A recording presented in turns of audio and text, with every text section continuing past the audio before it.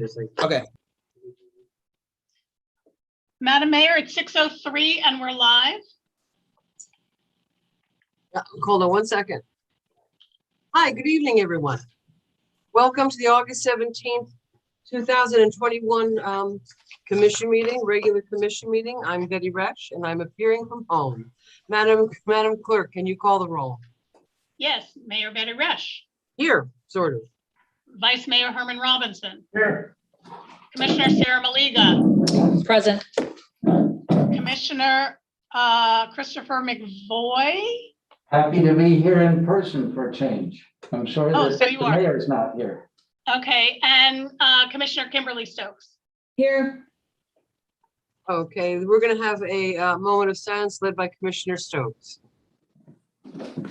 Or an invocation or silence.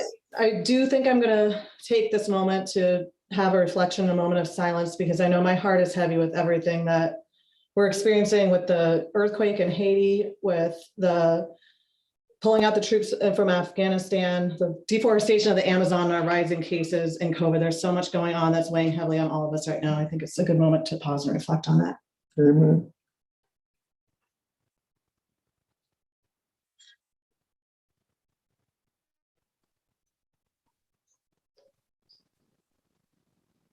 Thank you. And now we'll have the Pledge of Allegiance led by Commissioner Maliga. I pledge allegiance To the flag of the United United States of America. and to the republic for which it stands, one nation, under God, indivisible, with liberty and justice for all. Thank you very much. Madam Clerk, are there any additions, deletions, or reordering? Yes, there were a few. A proclamation for Women's Equality Day was added as presentation D. New business A, which is an ordinance to amend our qualifying dates, will immediately follow Supervisor of Election Link's presentation. And what does? I'm sorry. That was, So I've never presentation done it. A will be followed That by I new have. business A. And then and I then have new business A. present- That's fine. Presentation B will immediately be followed by new business B, which is a resolution adopting the Lagoon management plan. Okay. City Attorney Godot, are we pulling anything? Yes, Madam Mayor, the city attorney is recommending pulling the consent item. That's the agreement with legal aid. We need to fix a couple things on that agreement. And since the moratorium has been extended in until October 1st, we're asking that we fix a couple issues, including Exhibit A to the agreement, to clarify the services are consistent with ARPA and bring that back for the first meeting in September. Okay, great. Anything else? That's all I have. Okay, then, can we approve? Thank you. Second, Second. all in favor? Aye. Very good. Thank you very much. I apologize. It's very hard to hear. Was that Vice Mayor Robinson who made the motion? Yes. And I'm sorry, who seconded it? Mr. McVoy. Thank you. Okey doke.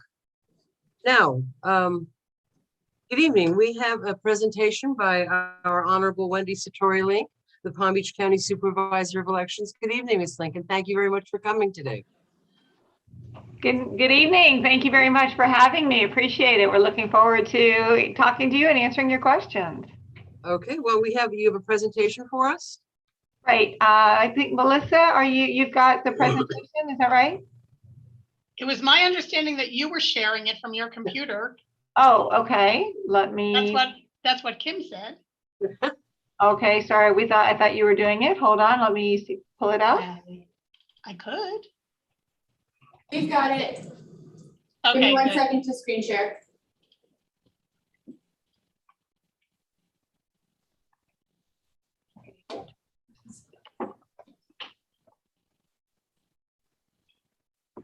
It's also on the phone. The presentation is up, if you can see it on your screen. Right here. Right here. Mhm. Okay. I'm not able to. We have it up, Supervisor Link, we have it up if you want. So I'll take it down off of mine. Sorry. Okay. Okay, great. All right. So thank you very much. So we are, like I say, we're really pleased to be here to go through a couple of things that have come up as questions regarding the municipal elections. So there we go. So on to the municipal elections. So we have a couple of things that have come up that people have asked us about that we wanted to be able to present to you so that for your consideration. And one of those is, of course, it's been discussed, amending the qualifying period to end no later than the 95th day before Election Day. And the reason for that is we have a lot of things we have to do from the time we get your candidate names. And we, at the time we had earlier set these dates was before the statutes changed. So now we're required to mail our UOCAVA ballots out earlier and to get everything done. So that's the reason we're asking everybody to have their qualifying period done by the 95th day before Election Day. Another question that's come up, Lake Worth is one of our municipalities that has runoff elections. And so the question had come up, and what happens is some of the, when a municipality does have to have a runoff, they, often are lamenting to us how expensive it is. Because when you're, of course, when you're doing your municipal elections, you're splitting the cost among a number of municipalities. When you're doing a runoff election, it may be just you or maybe one other municipality, so the costs are significantly higher because some of the costs are fixed costs that don't change just because we have fewer municipalities doing it. And so a number of our cities don't elect to do runoff elections. They either take the highest vote getter or they have ways, they call it drawing lots. And so we just wanted to mention it. We are happy to continue to do your runoff elections. That's not a problem if you'd like us to, but we did want to raise the issue because we are hearing more concerns about the costs of elections, and they are high. And typically the municipality hasn't budgeted for that. And so a couple of them, I said, the cities have asked us to share that others don't do it. And then the third thing we were going to just share with you is an option that is, again, completely an option, 100% at each municipality's choice. It does not have to be an all or nothing. And that is if you would like us to act as your supervisor of elections. Currently, each of the clerks acts as the supervisor of elections, and that brings on a lot of responsibility for them.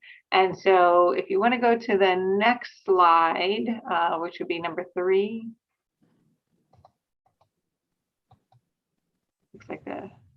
Looks like it's gone back to number 1. Are we able to get to slide 3? We're at slide 3.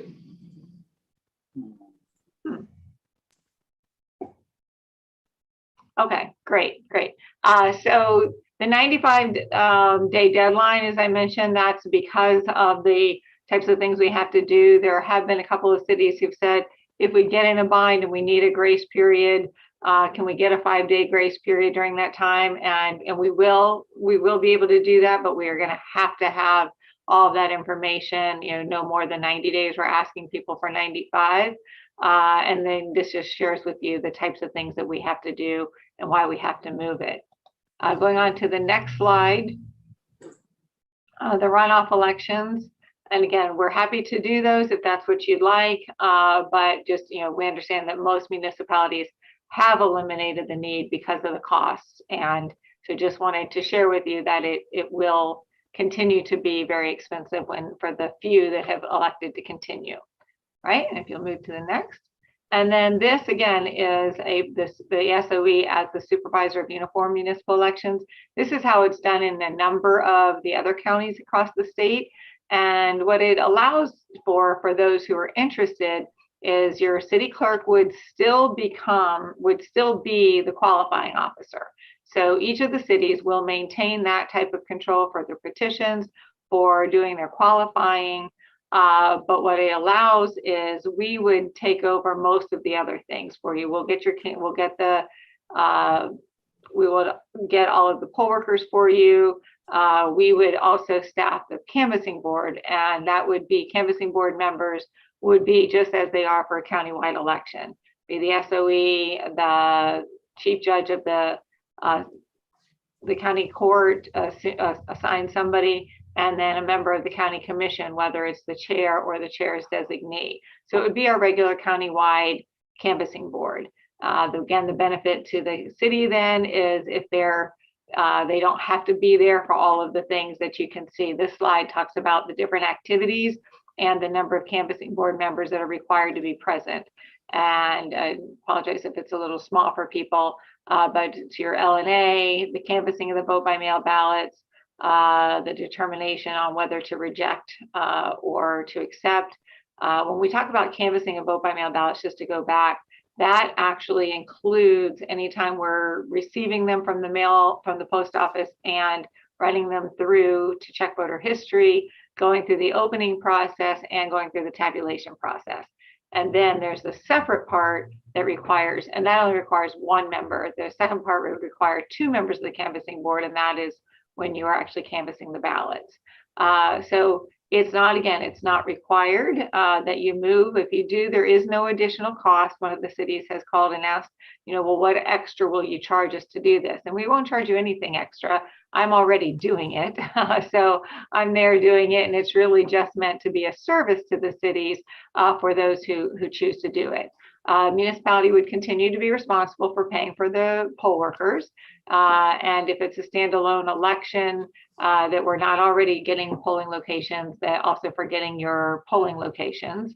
If you choose not to, if you want to continue as is, which is perfectly fine, then we would need you to designate not to have the SOE as a member of your canvassing board. And the reason for that is there have become, there's more and more liability to the SOE's office. And when we're not able to control the canvassing board, we've had this instance recently where other canvassing board members didn't show up. And so I was the only member of the canvassing board. And then I would have had personal liability as a canvassing board member for not moving forward and fulfilling all the canvassing board duties.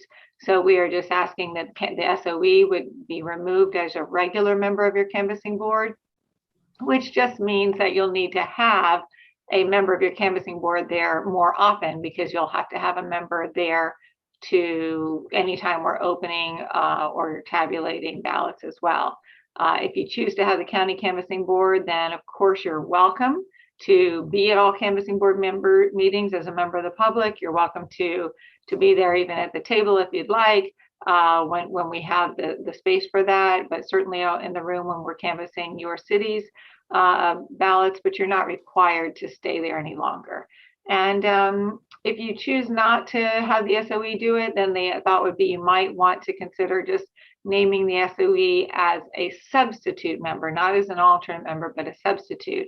And that would be in the case of an emergency where somebody just could not be there and could not make it, then the SOE could step in as a substitute. So with that, I'm happy to answer any questions that you might have about any of the processes. Thank you so much. Does anyone have any questions? Sorry, I would like to thank Ms. Link for the work that she does, the importance of voting. My question is, and because I don't know, are the supervisor of elections participating in the redistricting process? We will be. It's we get it at the very end, so we're not part of the process of redrawing the lines. The lines will be redrawn, and all that is done outside of our office. Then it comes to us, and then we have to recreate new precincts based on the lines that have been drawn for the different districts. So once we get all that information from the various groups that are doing it, then we are charged with creating new precincts and sending all of that, the new precinct information out to the voters. And then of course, with new precinct information comes new polling locations. And so we'll be sending all of that out to the voters as soon as the lines have been redrawn and we've created the new precincts. And when they are redrawing the lines, do they get the party affiliation as part of that data that they use? The party affiliation of the people in the district? Yes. I don't know the answer to that. I'm thinking they probably do have that information, but it's not something like, so we're not involved in that part of the process, and I personally haven't been through it before, so I'm not 100% sure. I just, we get it at the very end. So do we. Thank you. And Sure. thank you for all the work. Absolutely, my pleasure. Any other questions? Yes, Commissioner Maliga here. Thank you, Ms. Link, for being here tonight. My question is, do you know what the average runoff cost is to a municipality? I can answer that. Okay, yeah, okay, great. Thank you, Melissa. We paid approximately $41,000 for the runoff. How Thank much you. of that do I owe? Oh. A lot. Yeah. And Okay. so, like I say, some of that is fixed cost, some of that is based on the number of vote by mail ballots that would, that would be sending out for your municipality. And of course, then turning around, how many will come back from your municipality, because those are things we can't really estimate in advance, because those are, we've just passed through to you those actual costs.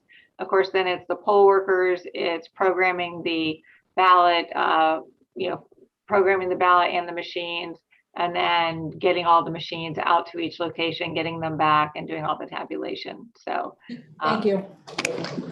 Well, I guess one thing, you've raised some very interesting questions for us, Ms. Link. It's, I think we're gonna have to talk about some of the options that you've presented for us. I don't think tonight, but I've definitely given us things to think about.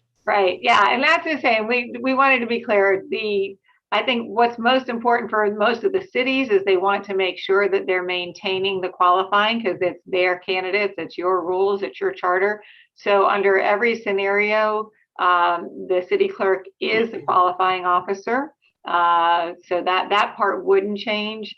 And also choosing the polling locations where you would like to have your polling locations, that would be done by your city clerk as well.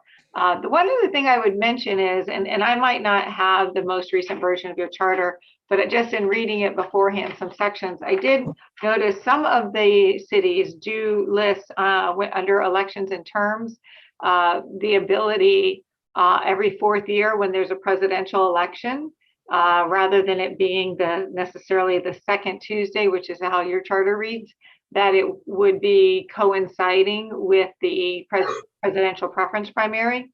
Because when you do that, at least every 4 years, it's a very inexpensive election for you, because we're already doing a countywide election. So the only amounts that you're paying are what we would be sending out as NPA ballots, because those wouldn't be otherwise done during a PPP. But so it's for the sending out of your NPA ballots and for additional space on the ballot. So it's a very small fee when you are part of the PPP. So you might need to change that section. Maybe I'd encourage you to have your attorney decide whether you would need to make a change there as well. Well, seeing as we have a charter review committee this year, that might work. Yeah, so just so you have the option, because that saves you a lot of money every 4 years. I have a question.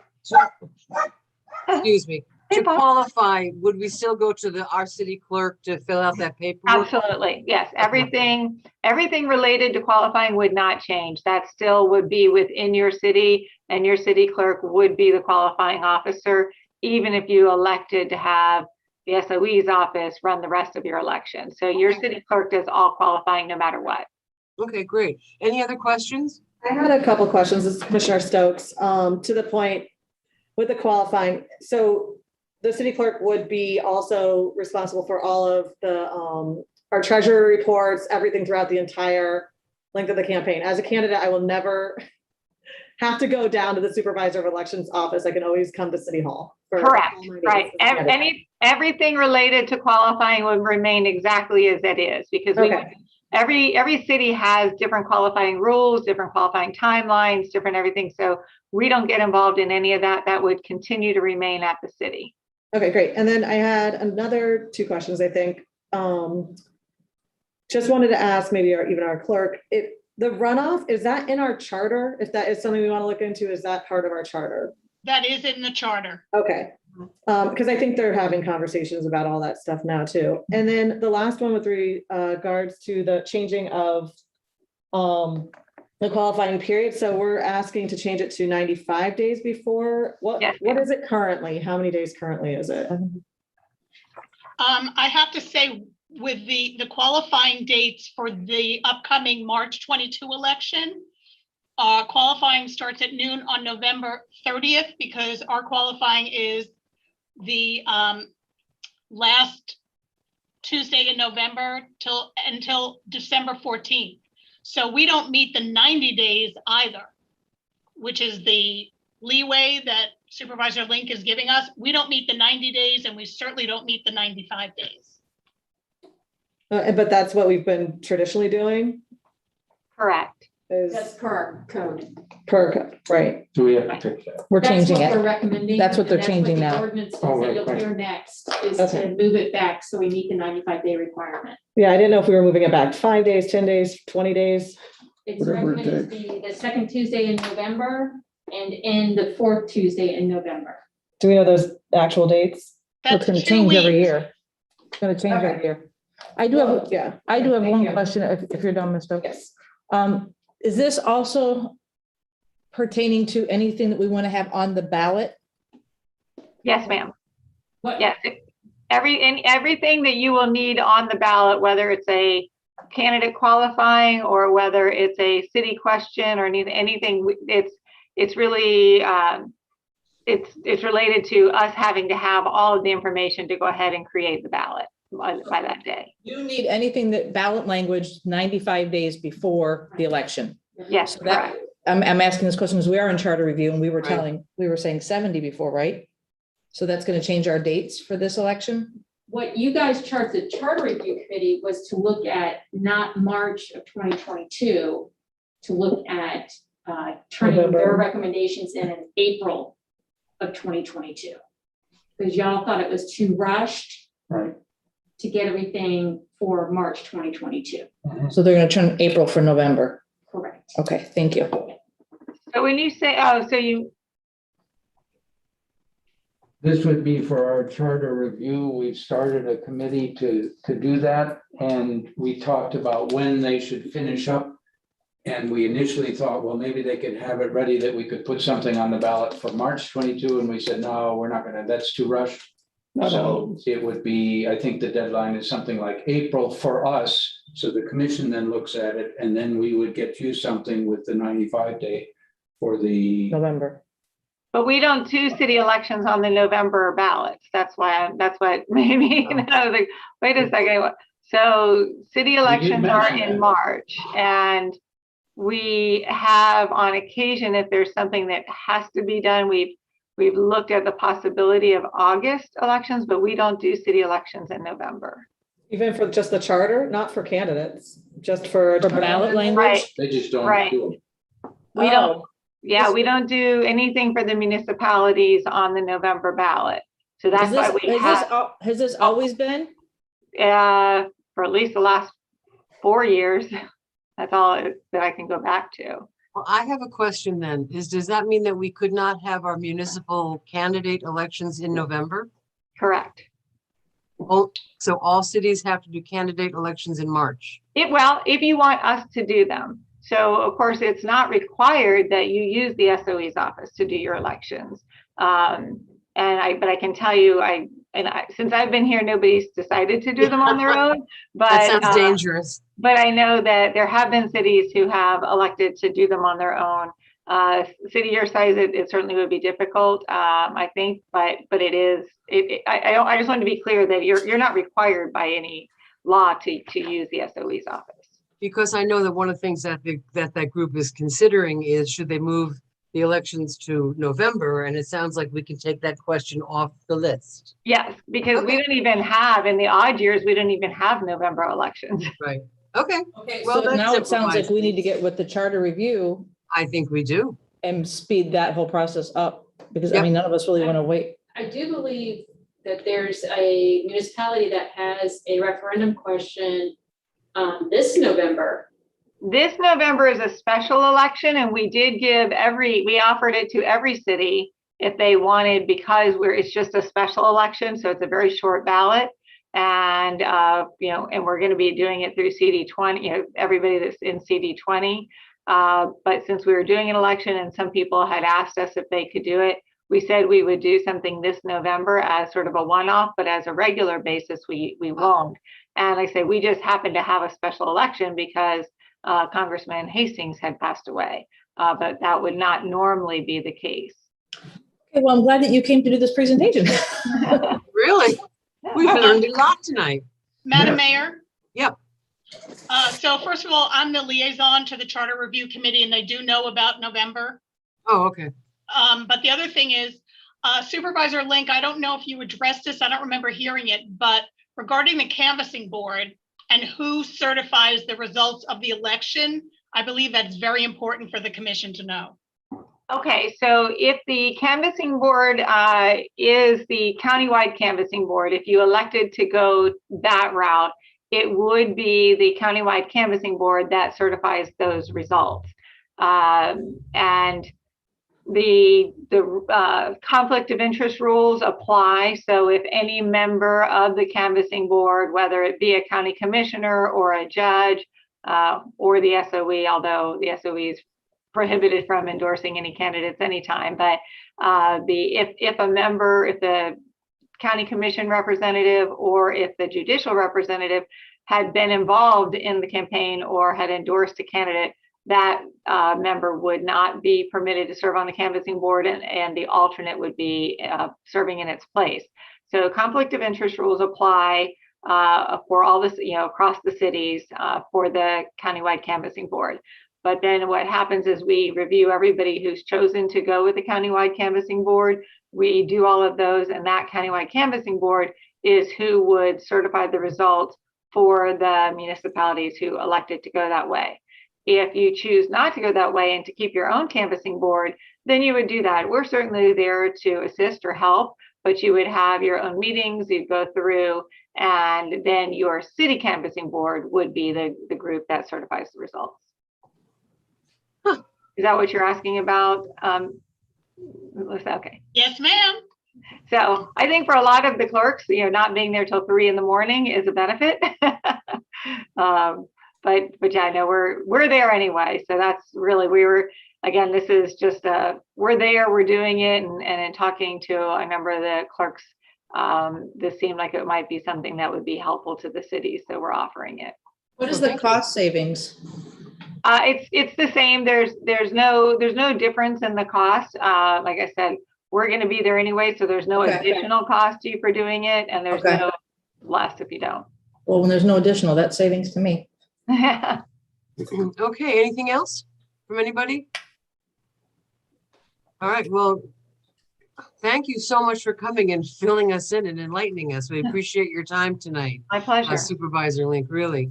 And now to follow up, we have the ordinance number 2021-11, first reading. City Attorney, will you please read the ordinance? Yes, ordinance number 2021-11 of City of Lake Worth Beach, Florida, amending section 2-14.1 of chapter 2 of the Code of Ordinances regarding candidate qualifying period, provide for severability, conflicts, competition, and an effective date. Thank you very much. Madam Clerk, is there a presentation from staff? No, I felt that Supervisor Link's presentation was adequate. I think you're so smart. Any public comment cards on this? There are not. Okay, do I have a motion? So moved. Do I have a second? Second, All in favor? I have a question. Are we gonna, for discussion? Okay, sure. My only concern about this is that it's already August and we're shifting the dates by 2 weeks for this election that's happening this year without a lot of, I don't know, people who traditionally pay attention are used to a certain timeline, and that if we're providing adequate notice of this change. Do you see any impact of, sometimes people qualified all the way to the last week. Right. That's open. But most candidates will call, like I called and said, when is qualifying this year? Right, so Because it have people changes. already called and asked that question and received these dates? Well, And I- then, No, nobody, I have, did.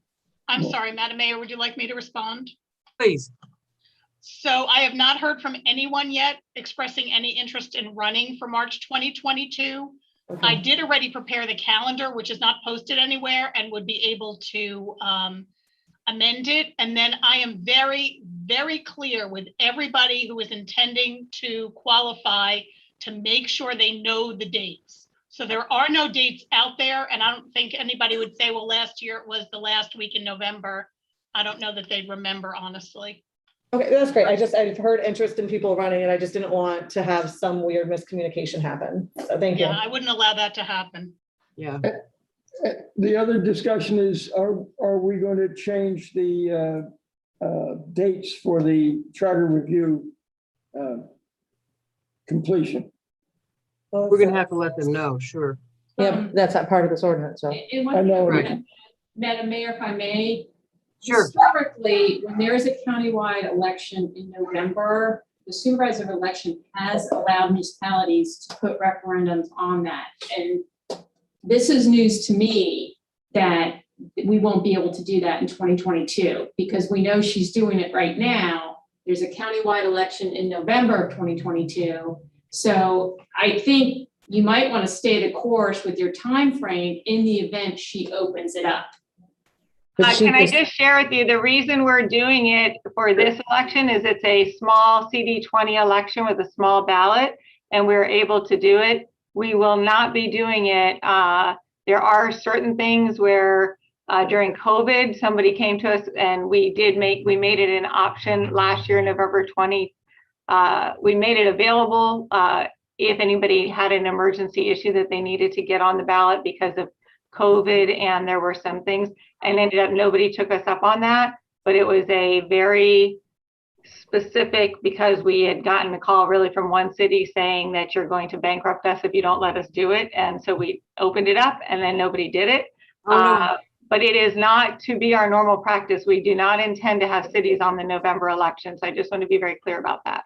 It seems so the Charter Review Committee could come up with our date is in November. I mean, it's August. The Charter Review is not a multi-page document. It's important, but I think they can come up in that time frame. What is 95 days before the election date? Does anybody know? Like this, which For is March. December 3rd. December 3rd Yeah. would be for the March? And then I'm sure if we needed that additional 5 days, we would be granted that. Right, and now that we're taking off the whole conversation and moving the elections to November, that kills that conversation. And But and Madam we have to Mayor, have 2 Yeah, meetings. yes, I think we're getting a little off track. Yeah, yeah, but the Charter Review Committee is aiming to get something on as quickly as possible. right. That's what I would think. Okay. Okay. Thank you. Thank you, Ms. Coyne. Okay, can I have a vote? Aye. Aye. Aye.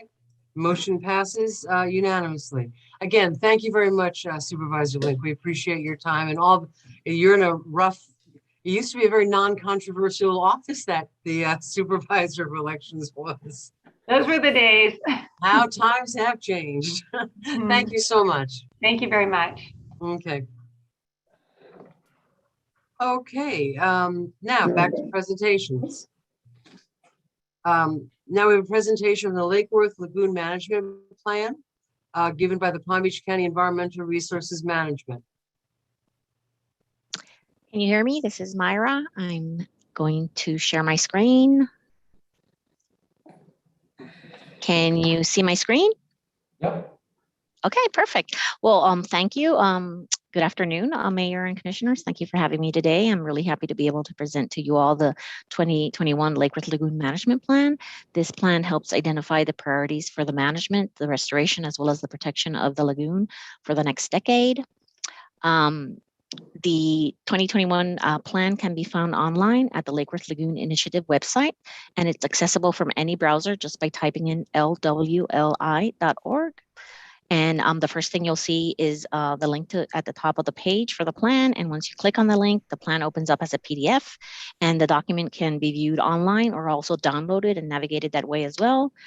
This plan was designed for viewing on a digital platform versus print. For this purpose, we incorporated several infographics throughout the document, as well as a colorful template that helps organize the information and also helps facilitate the navigation through the document. So I'll be walking you through briefly through the plan in order to show you some of the neat interactive links that make it easy to move between the different sections, and also show you some of the interactivity when it comes to the graphics.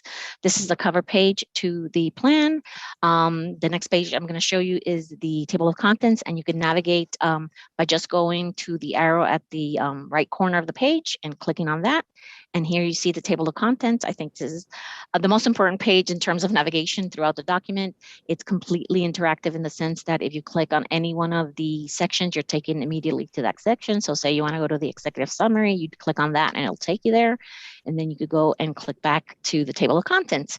If you go down at the bottom here, I did that very quickly. I wanted to point it out that at this, we have two links on each page throughout the document, and that's for the table of contents and the index of action plan. So wherever you are throughout the document, you could always navigate your way back to those two pages. I also wanted to show you the watershed map, and this is really important, especially since this is the first time that we've incorporated a watershed-based management approach to the plan, and it's the first time we looked beyond the lagoon's boundaries and included the lagoon's watershed in its management, and it's definitely a critical step since we know that the health of the lagoon is linked to the land use characteristics and inputs that are received from its vast watershed. Here in this graphic, you could see the lagoon's watershed is highlighted here by the orange line, and as you can see, it extends all the way west to Lake Okeechobee and also to the north and to the south of the lagoon, and it encompasses a large amount of the county. We also use this graphic, this simple graphic here at the bottom to highlight the difference between the watershed size and the estuary. The watershed is actually 477 square miles, while the lagoon itself is only 11.3 square miles. So that gives it a watershed to lagoon ratio of 42:1. This is really outsized, and the lagoon's in a league of its own when we compare it to other estuary and watershed ratios. For instance, Chesapeake Bay has a watershed to estuary ratio of 14:1, while Biscayne Bay has a ratio of 11:1, and the Indian River Lagoon has an a watershed to estuary ratio of 5:1. One other thing that I wanted to point out in this graphic is if you click on it, it will show you a graphic underneath for the lagoon's hydrology, and you could see here the vast web of canals that we have that move stormwater all the way from the different parts of the watershed all the way to the estuary, and we have the fresh water delivered to the estuary via three main canals. That's the C17, the C51, and the C16, and the red dots are the water management control structures that deliver the water to the estuary. One last thing that I wanted to point out is that the lagoon itself is bordered by 13 municipalities. All the way from the north, we have the town of North Palm Beach. Then to the south, we have the town of Ocean Ridge. And in the center, of course, we have the city of Lake Worth Beach. When we look at the milestones of the lagoon management, this is another colorful graphic that we incorporated just to give people a sense of the lagoon. Here we have it represented horizontally. At the beginning, we have in 1877, the first inlet that connects the lagoon to the estuary. Then in the middle, we have in 1972, the population surge back then was 400,000 residents in the county. Now we know it's closer to 1.5 million residents, and that number is only scheduled to increase. And at the end of this milestone in the management of the lagoon, we have the different iterations of the management plan, with the first one being in 1998, followed by updates in 2008, 2013, and 2021. If we navigate to the executive summary, this is a quick section that just introduces you to the importance, again, of the watershed management approach, since we know that the health of the lagoon is directly connected to the activities and the inputs that occur across its vast watershed. This section also highlights the important achievements in terms of water quality, as well as habitat enhancement, and as well as fish and wildlife monitoring since the last management plan in 2013. Another section that's worth giving a look at is the state of the lagoon. In this section, you'll find an introduction to the lagoon and its unique management needs and challenges. This section goes into detail on the current status and trends for the key indicators that we currently look at to determine the health of the lagoon. These environmental and biological key indicators include water quality, seagrasses, sea turtles, oysters, as well as fisheries. This section also highlights how the management of the lagoon and its resources is being focused on being data-driven as well as evidence-based. One thing that I wanted to point out in this page is that we have several graphics throughout the document that have these little magnifying glasses on the, here you have it on the right lower corner. If you click on the graphic, that just tells you that it's able to zoom it in so you could observe it a lot better. Here we have again the lagoon in the middle of the graphic, and to me it represents the aquatic spine of the county, and that's surrounded by the unique characteristics that make the estuary what it is. We have over 100 plus species of birds, as well as 250 plus species of fish that call the lagoon home. We also have 3 major freshwater drainage canals and 2 inlets located to the north and to the south of the lagoon. And these are very important since they provide that mix of freshwater and saltwater, which are essential for a healthy estuary. Next, we have, this is the second most important page in terms of navigation throughout the document. We have the index of action plans. We've identified 25 action plans for this time to help direct the management priorities for the lagoon. This includes 13 new action plans, as well as others that were updated, renamed, or merged from the last management plan in 2013. The action plans are organized into 6 main sections. These are the water and sediment quality, and that one's subdivided into water quality, wastewater, stormwater, and sediment management. We also have habitat enhancement and protection, fish and wildlife monitoring and protection, climate change and sea level rise, as well as public outreach and engagement and public uses of the lagoon. This table or page has been designed so you could click on any one of these 25 action plans and go directly to that section. But first, I wanted also to show you that at the beginning of each section, there is a page that we call the accomplishments at a glance. And here we present some of the activities and successes since the last management plan in 2013. For instance, here we have the water and sediment quality section, and this provides you with a very quick snapshot for each category, and it identifies some of the successes that have helped guide and shape the action plan. So if you want to find out more information on any one of these, you click at the bottom of one of them and it will take you directly to that page. I wanted to show you again just how easy it is to navigate through this section. If you want to go to a specific action plan, for instance, I'm going to show you the WQ6, which is at the bottom of this first column. You just click on that and it'll take you to the action plan. And I just want to briefly go through the overall layout for the action plan, because all of them follow the same layout. So first you'll find a brief summary of the action, which describes in detail what the action is all about. We chose this one to highlight since it's a very timely action plan, especially with the recent discussions on the Lake Okeechobee System Operating Manual and the potential impacts to the lagoon. Additionally, this action plan incorporates a watershed-based management approach to help balance the health of the estuary with the freshwater inputs from its watershed. So for instance, here you'll find the action, and this just briefly describes in detail what the action is all about. So for instance, here we're going to work on evaluating and implementing strategies to balance freshwater flows to achieve optimal salinities for oysters and seagrasses, as well as decrease nutrients and sediments entering the lagoon. That's followed by the importance the action plays in the management of the lagoon. And after that, we have related actions. Here we listed 2. This is a new component for the action plans.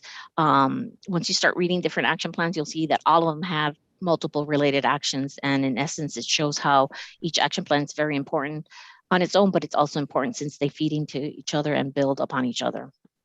The next section is the background section. Here's where we lay out the current status of the resources or the issue to date within the lagoon or the watershed. Here we also detail Here we also detailed the most up-to-date information that we have. Here for this action plan, we've laid out the issue of managing both the timing and the volumes of freshwater entering the lagoon. We present using tables and other infographics, some background information where we list the salinities that are optimal for maintaining healthy seagrass and oyster populations, as well as what our current salinities are. And depending on the season and the volume of discharges from the water conveyance canals, it could either be too salty or other times it could be too fresh. The background section is followed by the approach, and this just lists the specific steps and strategies that if we've identified as important for the management or protection of that resource in question. Here we listed 4 steps.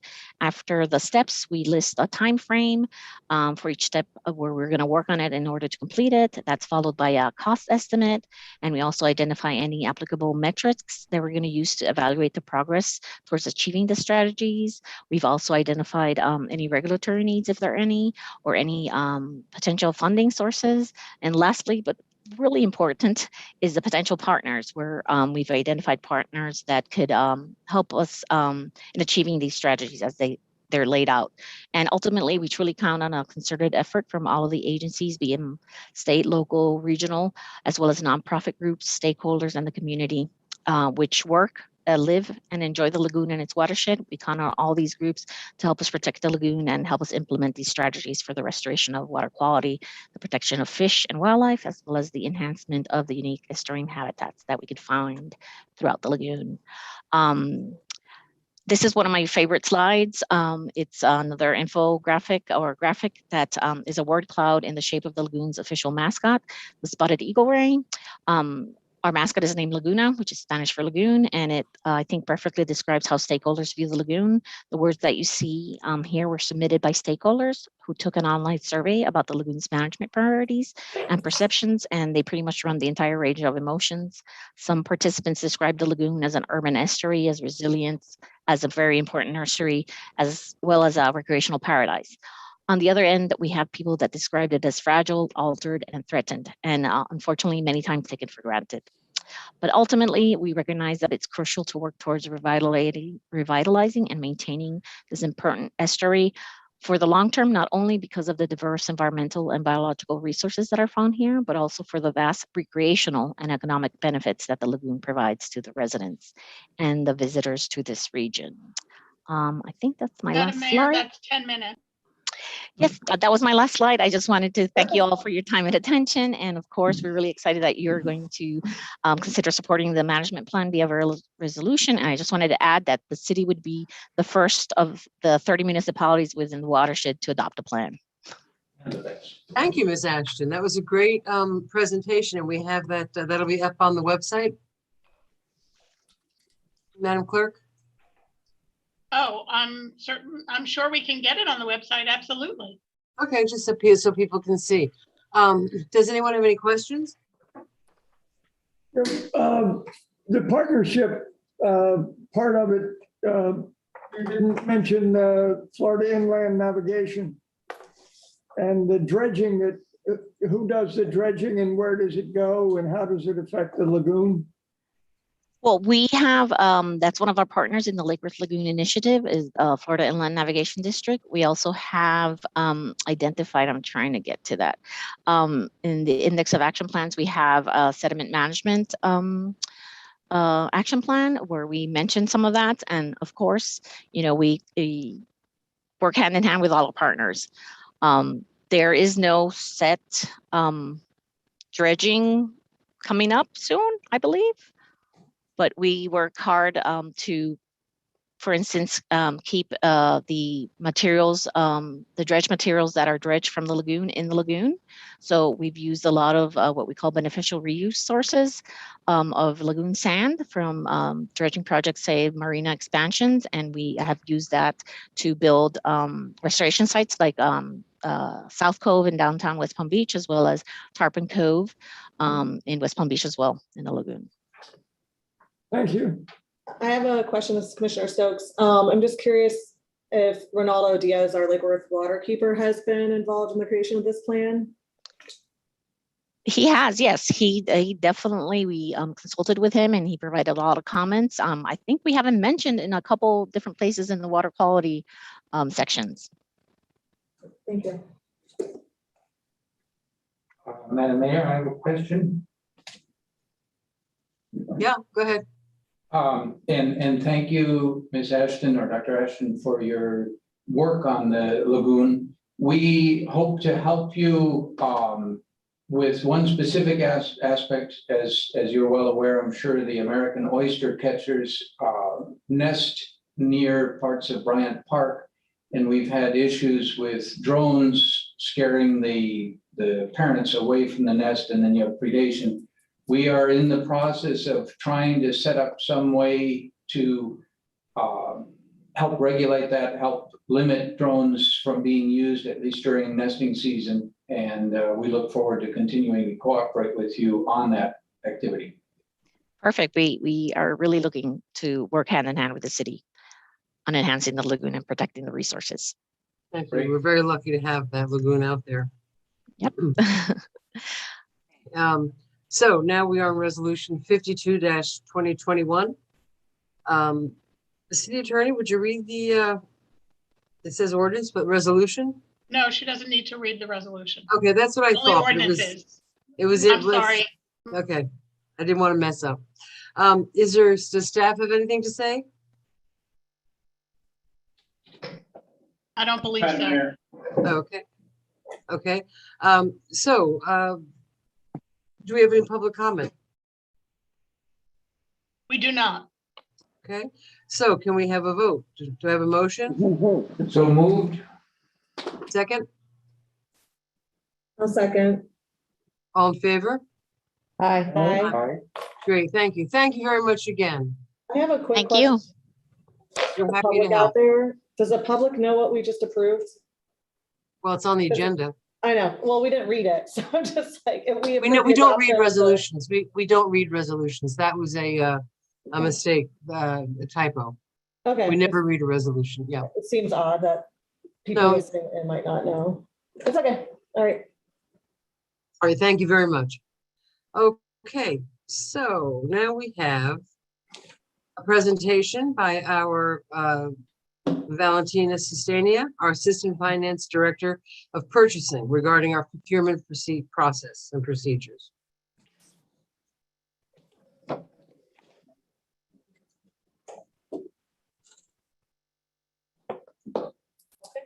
I think that's it. Good evening, everyone.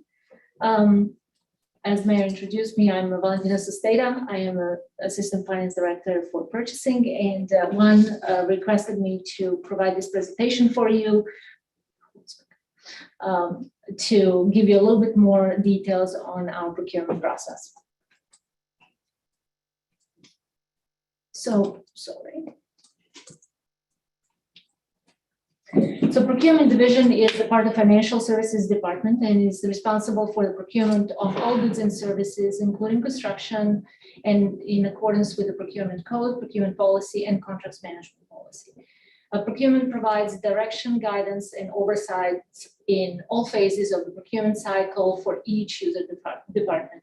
And we also provide direction, assistance, and oversight in contracts negotiations, contracts development, and the contracts execution. I'll talk a little bit about the procurement code and policy. The city updated procurement code and developed a procurement policy and contracts management policy back in October in 2019. So procurement policy was adopted by the City Commission in October. It was effective on October 25th, 2019. And procurement policy provides the operational detail that is necessary to implement the procurement code. And it also provides a tool to make the best value procurements and provide a guidance for internal, external users involved in procurement activities. Uniform procurement procedures promote a fair competition, transparency, saves the money for the city, also promotes integrity and public confidence in the city. Contracts management policy also developed in October 2019. It was developed to define process for contract planning, formation, execution, and administration. And all of the contracts in the city are issued in compliance with the procurement code, section 2114 regarding the contracts authority. I'm going to interrupt here. Are the screen doesn't seem to be reflecting the progress of what she's saying. No, is there somebody at the computer? I apologize. Pulling it but- herself. It might be a Zoom issue. There might be There a we go. lag. There we go. Thank you. So the contract management policy applies to any contract that binds the city and or obligates the city to provide the payment, services, goods, or use of city's property, facilities, or other resources. And it also applies to any amendment, alteration, renewal, change order, correction, extension, modification, task order, work order, or existing city contract.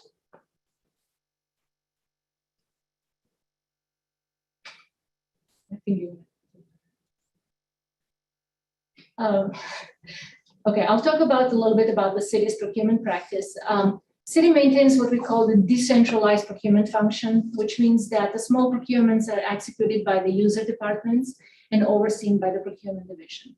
Procurement division, in its coordination with the user department, manages competitive selection process. I will talk a little bit more about competitive selection process in my further slides.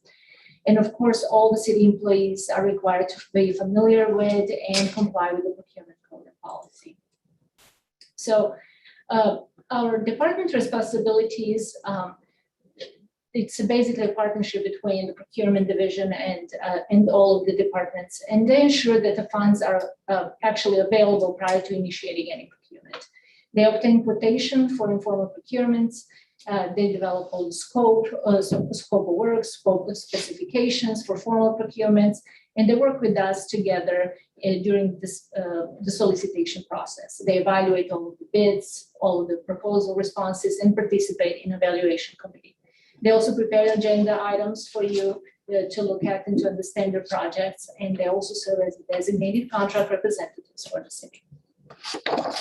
Our division responsibilities is to review all city procurements and contracts to ensure compliance with procurement code and policy, and we issue, process, and maintain all purchase orders for the city. We issue probably between 5,000 and 7,000 purchase orders a year. We manage all formal solicitation, and we coordinate between the vendors and all the user departments. And we also draft all the contract documents using standard templates, and we assist in contract negotiations and coordinate with the city attorney for the review of all contracts. We also assist user departments in contract management and compliance. So procurement process thresholds in the city are divided basically into two areas. The first one is the small purchases, and that's for the single procurement with the total contract value not to exceed $50,000 for goods and or services. And they are done basically obtaining just informal vendor quotes. All the competitive selection purchases, which is single procurement for the contract value exceeding $50,000 for goods and services, are done through the competitive selection process, and they're all publicly advertised. So solicitation award, all of the contracts or purchase orders that are resulting from this solicitation process are either can be approved by the city manager or designee or city commission. So all the purchases that are $50,000 or less are approved by the city manager, and everything that exceeds $50,000 is brought to you for approval. So I'll talk a little bit about competitive selection procedure. The most famous one is basically invitation for bids. And this is for the procurement that of course has a total value that exceeds $50,000, and where we have precise specification of needed goods or services.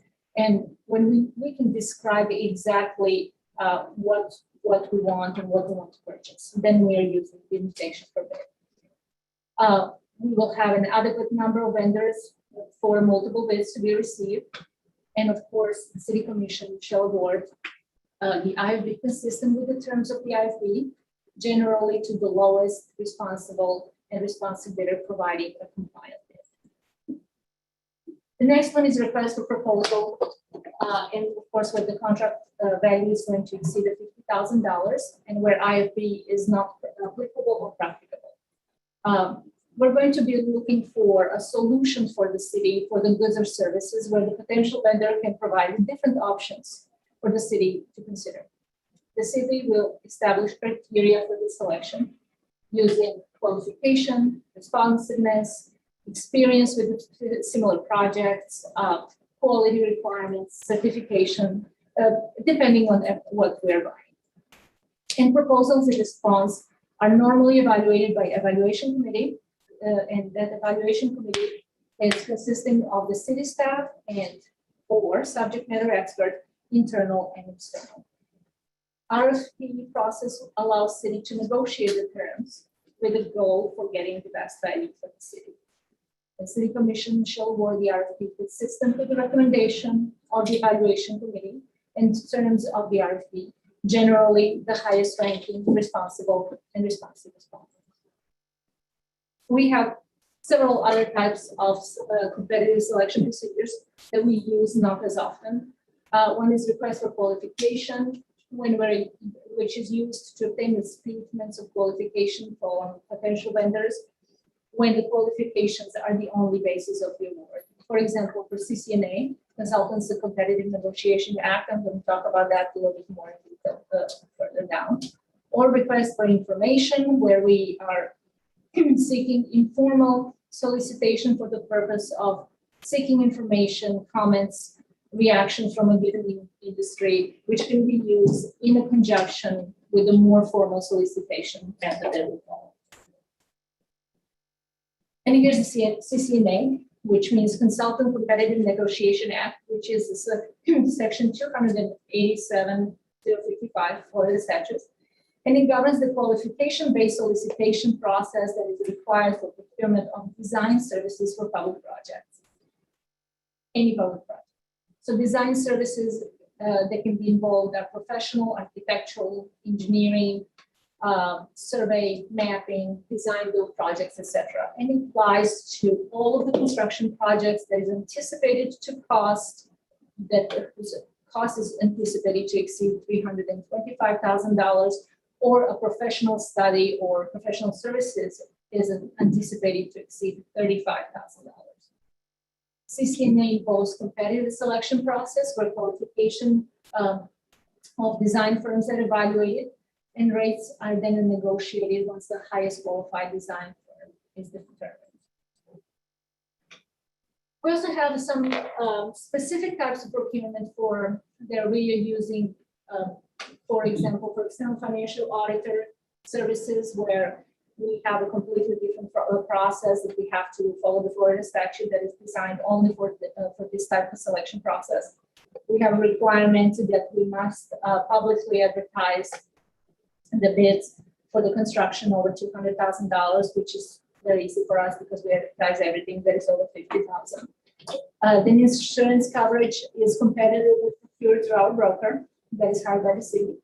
And then professional consulting services, which gives the city manager authority to select consultant with a distinctive field of expertise without competitive selection, and always will cost up to $50,000. And then we have some procurements that are exempt from competition. They have a single or sole source purchase for goods and services that can only be provided by one vendor. We have cooperative purchases or co-ops where the city participates in either state, federal, or other cooperatively based purchasing efforts. For example, state of Florida, they have a lot of contracts that we can participate in where we get the very best prices from. And then other governmental contracts where people piggybacks purchases, and you see them probably sometimes when we use them. And this is when we're using the contracts from a different municipality. The only criteria that we have to use is that they comply and they're in compliance with our procurement code and policy. Then we have emergency purchase.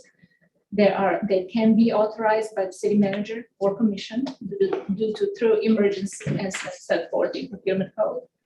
And of course, we have a waivers where a city manager or city commission may authorize a waiver of competitive selection procedure in exceptional situations. Okay, now we get to the last one. The city provides assistance to local businesses and to small businesses. Local preference is provided under procurement code to local businesses with a physical address within the city. They have to have a valid business license. And we applied it to the invitations for bids where the local business is determined to be responsible and responsive bidder and is determined to be within a 5% or $15,000, whichever is less, of the lowest responsible and responsive bid. It does not apply where prohibited by the law, contract, or other regulations. Certain grants and federal agencies don't allow it. And of course, staff is encouraged to use local business for small purchases. The second one is for small businesses, which is references provided on procurement code to small businesses as certified by the county or another municipality. Our code allows us to take any small business certification from our county. And of course, the same for the IFB. We will be applying it to the responsive bidder, and where this small business bid is determined to be within a 5% or $15,000, whichever is less. Does not apply, again, where prohibited by the law, contract, or other regulation. And of course, we encourage staff to use the small businesses for small purchases. If we have competition between the local preference and the small business preference, we will apply the local preference as it will take a precedence over the small business. Oh, good timing. That's 10 minutes. I made it. Good tonight. Thank you very much. That's very helpful. And again, people can sit and read this.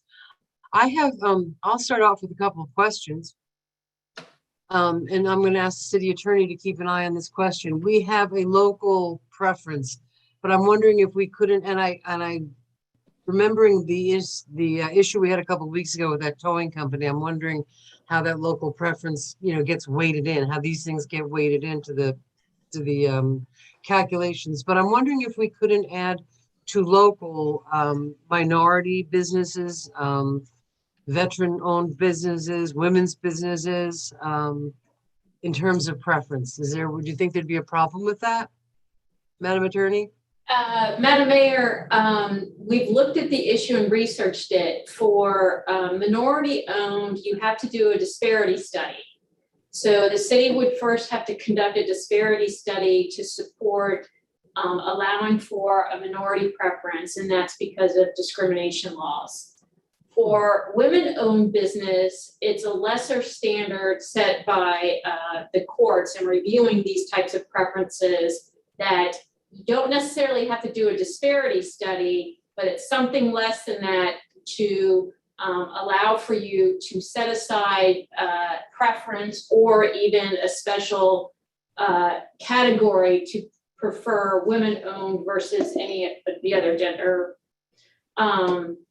For veteran-owned, that's the one in talking with Valentina and with Commissioner Maliga. We're looking at amending the procurement code to add a veterans preference and also to add to the existing local and small business preference, because right now those only applies to an invitation for bid. So what we would do we would expand both of the existing preference, local and small, to the request for proposal process as well. So it's not just limited to invitation for bid, and then also expanded to veteran owned. The discussion for the commission obviously is whether you want to pursue a disparity study in order to support a minority owned preference, or what other action we might need to take to support a woman-owned preference. And what does this disparity study entail? It entails doing a study of the city, from my understanding, looking at it from a historic, but also looking at a current status of preferences given to or not given to minority in governmental contracting. It also involves a study, if I understand, of your population and the different composition of minorities in your population. Delray Beach is going through one. They just awarded the contract, and I think it was for close to $200,000 in order to conduct a disparity study in the city of Delray Beach. $200,000.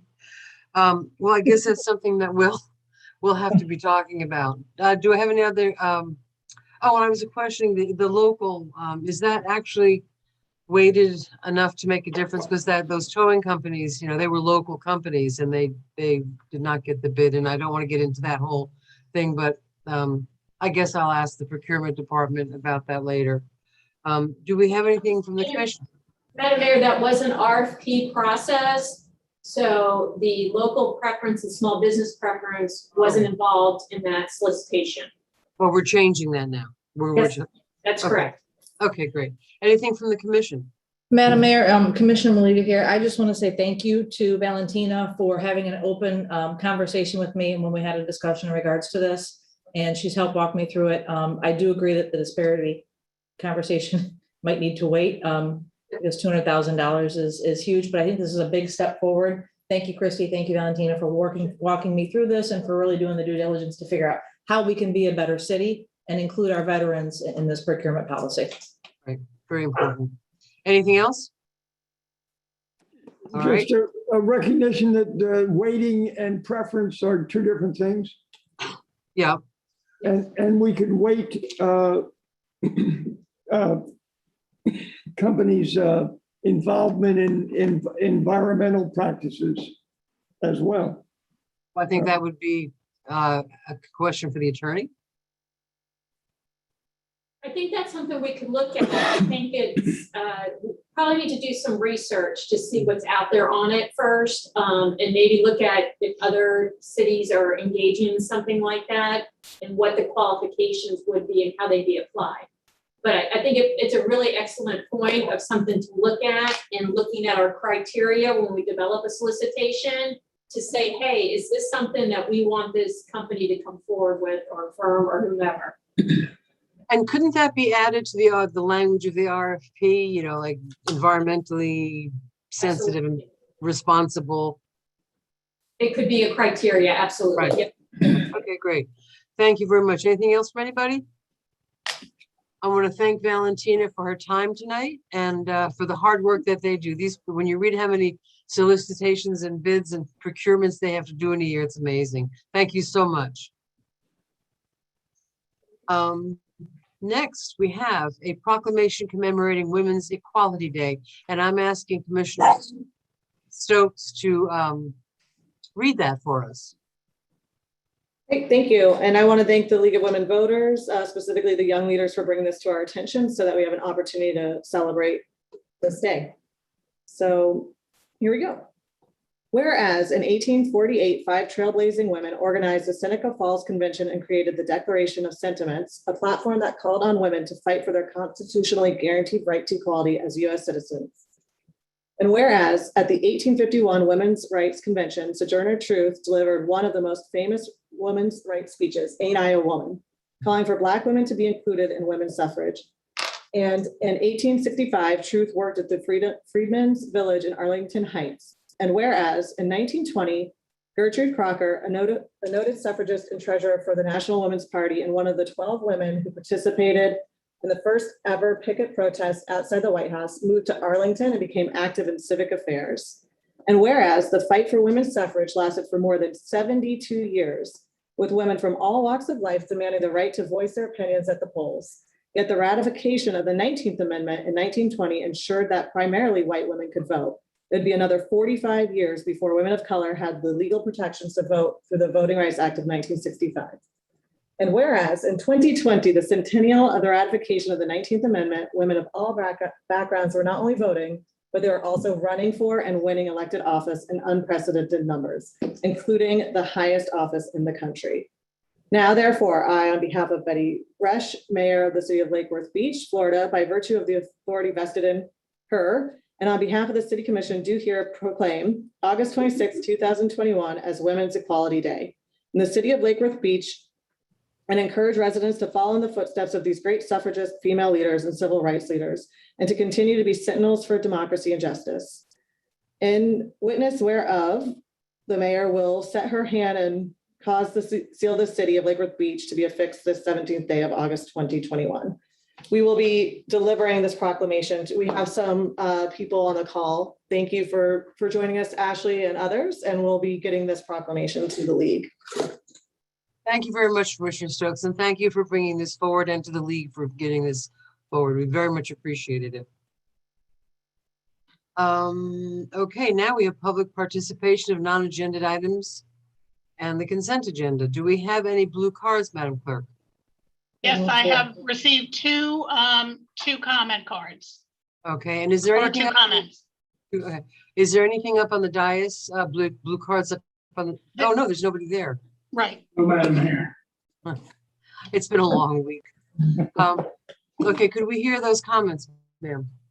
Yes. The first is from Wes Blackman, 241 Columbia Drive. I'm offering this public comment to urge fellow Lake Worth Beach residents to voice their support for the Gulfstream Hotel rehabilitation project this coming Thursday night. There is strong public support for the redevelopment of the entire block where the historic hotel sits. It was in March of 2020 that question 3 appeared on the ballot just before the pandemic hit. I'd like to remind you that it was both a presidential preference primary and uniform municipal election in Palm Beach County.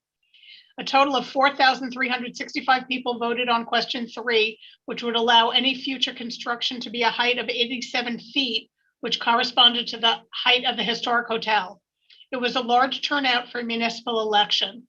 The yes votes carried the day by 81.82% of the votes cast. The lowest percentage of yes votes in any precinct was 73.4%. Mayor and city commissioners, that is what is called a mandate. The voters of Lake Worth Beach realize that to save our Gulfstream Hotel, which is on the National Register of Historic Places, new development would need to happen on the block. This will create the economic engine that restores and provides a beneficial use for the community and its foreseeable future. The historic hotel will once again take its rightful place as a centerpiece of hospitality and commerce that it was meant to be. We as a community are concerned about saving endangered species. Let me introduce you to an endangered species that the Lake Worth Beach community wants to preserve and cherish. As an early 20th century Florida boom era hotel, the Gulfstream Hotel is one of the few examples left. There are many reasons for this, as the expectations of the traveling public have changed over the years for larger rooms and more amenities. As a certified urban planner specializing in historic preservation, I've been witness to and have been the undertaker for demolition of too many historic hotels from that era. We need only look to West Palm Beach. It lost 2 historic waterfront hotels in Pennsylvania Hotel and the Hotel George Washington. To those 3,408 people who voted yes on question 3 and everyone else, I urge you to submit a public comment for Thursday's meeting in support of preserving the Gulfstream Hotel in the manner it deserves. Thank you. And then the second comment is from Mary Ellen Healy, 323 South Federal Highway.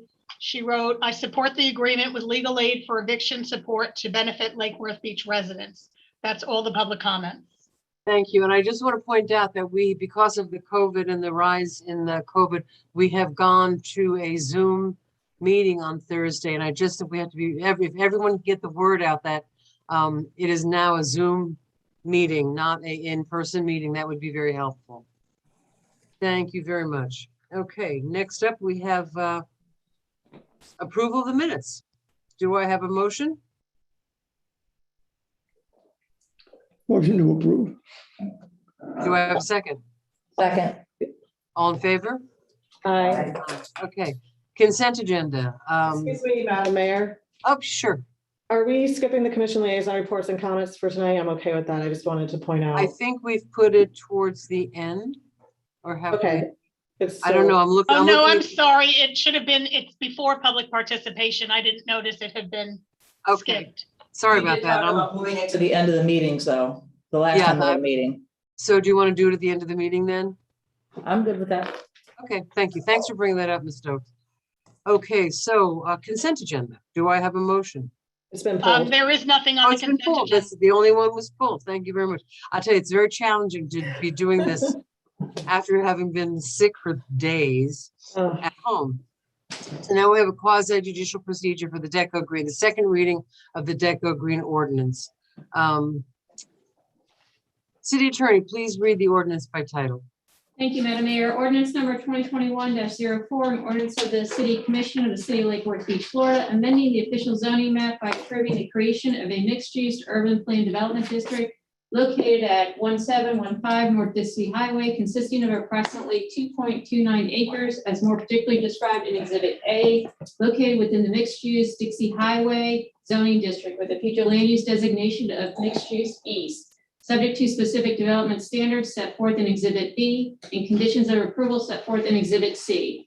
Approving a development of significant impact, approving a conditional use permit, approving density and height bonus incentives through the city's Sustainable Bonus Incentive Program, approving the transfer of development rights to obtain an additional 10 units per acre, approving a major site plan for the construction of a 127-unit mixed-use urban plan development, provided for severability, conflicts, and an effective date. Thank you. Now, this is the second reading of the ordinance. The first reading was July 20th of 2021. We're going to reopen the quasi judicial hearing to see if any new evidence is to be heard from staff or the applicant. Is there any new evidence from anybody? There's no new evidence from staff. Thank you, Mayor. Thank you. Now, city commissioners, has anyone had any more ex parte communications or personal investigations to disclose since the previous hearing? No, I'm Okay, not sure what personal investigations is, but I have had no ex parte communications. I think we might want to ask whether there is additional information from any members of the community. I think we're going to have public comment. Okay, thank you. No Um, ex parte here. Okay, I thank you. did, I did meet with, I can't remember, Ronaldo? There's somebody from that group, in an informal setting, ran into him, and we did talk about the project. Okay, great, thank you. Okay, so so no one's going to give any testimony? Right, there's no testimony. Okay, great. Madam Clerk, do we have, I think then, correct me if I'm wrong, do we have is it time for public comment? Unless there's anything else from William and his staff. They said no. Yes, And there's a lot apparently of nothing public. from the applicant. Okay, so there's a lot of public comment. Okay, All right, let me set my timer for 2 minutes for these. The first comment's from Gail Silverblatt, 414 North Ocean Breeze. The Deco Green project will be 127 units with rents at market rate of $1,500 for a 1-bedroom, $1,800 for a 2-bedroom, and $2,000 for a 3-bedroom. In the backup, it states the applicant aggressively has been seeking county developers who have affordable units available through the county's Affordable Housing Exchange Program in order to dedicate a portion of the units as affordable. But it appears none of the units will be considered affordable. The CRA has offered a 10-year tax rebate, of which the Community Development Director estimates will be about $82,500 a year, according to the Commission Project Status Report of June 15, 2021. I suggest the developer use these funds to subsidize some units to be affordable. The $82,500 could be used to reduce rents on a few of the unit sizes for a 10-year period, allowing a mixture of affordable and market rate units to be offered to the public. This is a $15 million project that gives little back to the city in way of taxes for the first 10 years. This suggestion will help residents feel as though this developer cares about the city in which he hopes to become part of. The next one is from Amy Ferreter, 30 South J Street, regarding ordinance number 2021-04, amending the official zoning map by approving the creation of a mixed-use plan development, Deco Green Apartments, located at 1715 North Dixie Highway. I urge you to approve this and give it your full support. North Dixie Highway is ideal for mixed-use development, a live, work, create space for artists and local talent who make this city culture so vibrant. Should be a no-brainer for the city of Lake Worth Beach. Approve the zoning. The next comment is from Elizabeth Flynn, 15 Gulfview Road, apartment 203. Vote no to oppose the upzoning of Deco Green. Too many projects are going on at once and there isn't enough time being put into important details. More strategic measures need to be taken regarding the planning of Lake Worth Beach. We've been talking about our parking problems, rebuilding our pool, and true affordable housing for years. let's put first things first. The next comment is from Vicki Grant. Hello, Mayor and Commissioners. My name is Vicki Grant. I live at 1120 18th Avenue, Apartment 4, Lake Worth Beach, which is within 400 feet of the proposed project. I share the objections raised by the other objectors regarding the impacts of this project. I have the following additional objections. Increase in traffic, rent increases, block view from the street. This project is not compatible to the neighborhood. The significant increase in height and zoning will impact my family and our neighborhood. The responsibility is on the applicant, in this case, Deco Green, to prove that this zoning is consistent with the comprehensive plan. The comprehensive plan requires that new development be consistent and compatible with the neighborhood. The next comment is from Mary Ellen Healy, 323 South Federal Highway. Read Deco Green. I'd like to see Lake Worth Beach stay low rise and require serious public benefit to build a 4-story building anywhere in our city. We need more shade, permeable surfaces, clean water, cottages, and to limit height on Lake and Lucerne to 2 stories east of Dixie. Make streets more safe to walk and bike. I do not support a 6-story residential building next to a single family home. The next comment is from Panagiotis Tsolkas, and I apologize if I mispronounced that, 822 North C Street, regarding the ordinance. My name is Peter Tsolkas. I live in the city near this proposed development project. I'm against approving the PUD as it currently exists. I'm requesting intervenor status in this quasi-judicial hearing as an affected party on the Deco Green project. I am both individually impacted and I am representing the interests of the Palm Beach County Environmental Organization, an association based in Lake Worth Beach with the mission of ensuring development is compatible with affordable housing goals, neighborhood safety, current planning and zoning limits, traffic concurrency, and density consideration for impacts to city infrastructure, water quality, wildlife, economic well-being, and overall environmental health. As of learning that the meeting will not be happening in person, I'm requesting this item be removed from the agenda until a proper and legal swearing in can occur in what is intended to be a quasi-judicial setting. I think this is the appropriate course of action at this time, given that there are other directly impacted residents and organizations also wishing to participate to the full extent of their legal rights as intervenors in this hearing. As an intervenor, I intend to present expert testimony that this project is incompatible with surrounding neighborhood and will set a precedent that will result in cumulative impacts to surrounding properties.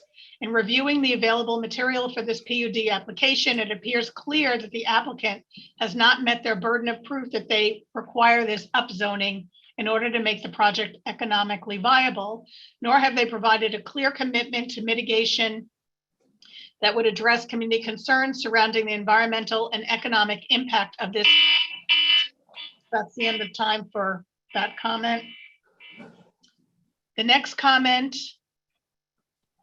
is from Jay Canella Marcus, who lives at Sunset Ridge District 2 neighborhood at 1224 16th Avenue North.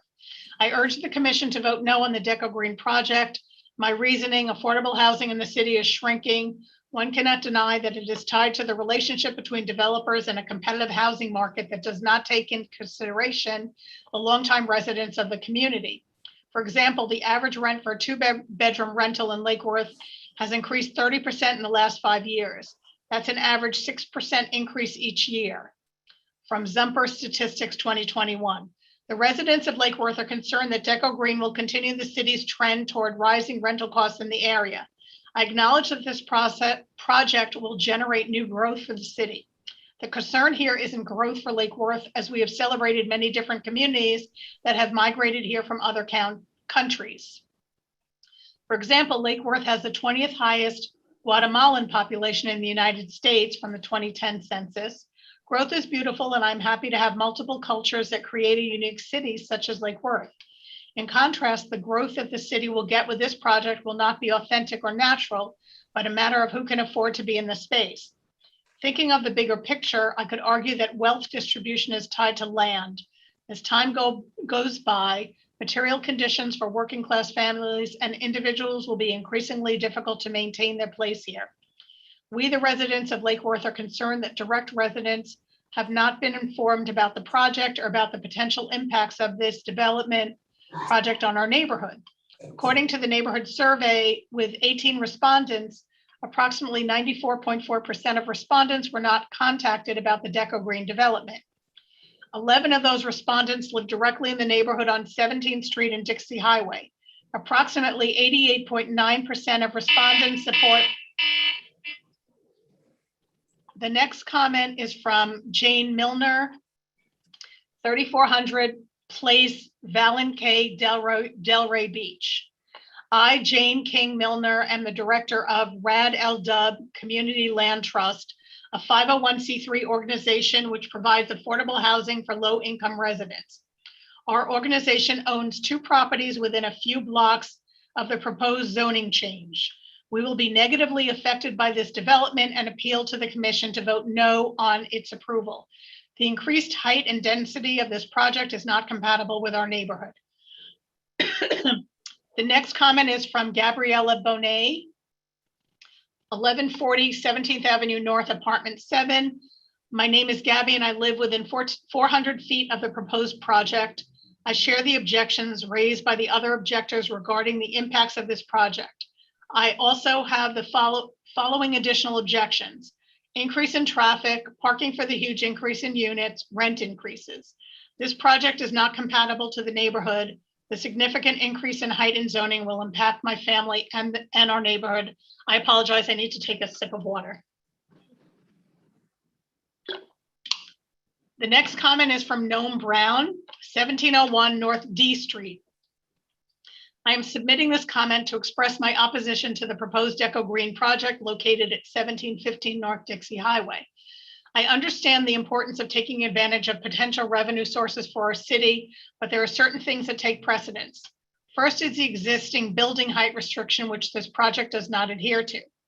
Residents of the city voted for that restriction, and it would be thoroughly disappointing if this particular commission was the one to ignore that in favor of a developer. And the slight reduction in height from the original plan is not sufficient. This will set the precedent for future developers to build to similar height and density. And we know there are lots of folks struggling to find affordable places to live in, and we are okay with a development that does not provide truly affordable housing. At the very least, you as a commission should stipulate that this project provide truly affordable housing to a minimum of 20% of the units. Listen, for too many years, we've had commissions in the city hand the keys of the city over to developers. Is this commission really going to be the ones to rubber stamp this type of project without these basic stipulations coming first? Ground had not broken on this site, and you have every opportunity to vote this down tonight, or at least delay the vote so that impacted folks can have their voice invited to the table and amplified. The next comment is from Flavia Franco. I am asking that all commissioners and the mayor please reconsider this ordinance to increase the height limit so that this builder build to 78 feet height. Deco Green is asking to raise the height to 78 feet high for their building. The current law says the limit is 30 feet. They're asking for more than double the current height. This to me is outrageous, and you're all allowing for these developers to come into town and make Lake Worth into a huge city without a care of what people who live here have to say. I am adamantly against this decision to approve all these changes this builder is asking, and hope that you will consider this height change.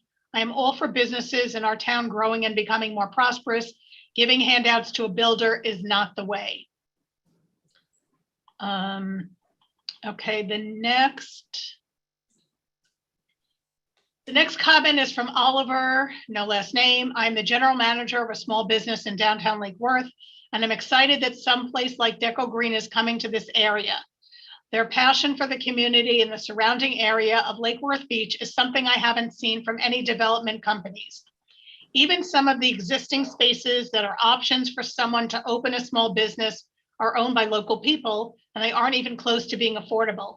Having a new, well-maintained establishment instead of another vacant lot is going to help the local economy more than places on Lake Avenue and downtown Lake Worth that are struggling because of money-hungry landlords.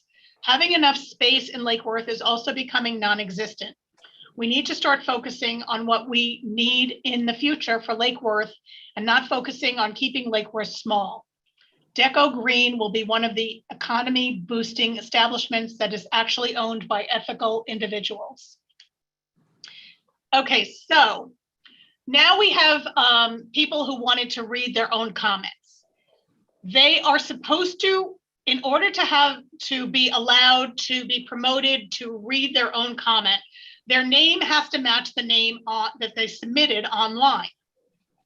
So I am urging anyone who submitted a public comment to read themselves, and we've asked this before, to change your name to match your comment. Otherwise, we don't know who you are and you won't be called forth.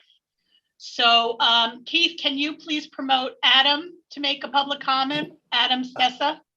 Yes, Madam Clerk, I can. And just to go on that, is that all our attendees do have the ability to update their names. But I am promoting Adam.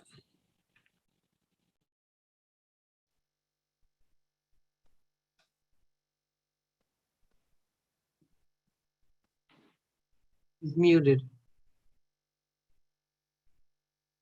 Adam, can you unmute yourself so you can have your 2 minutes to speak, please?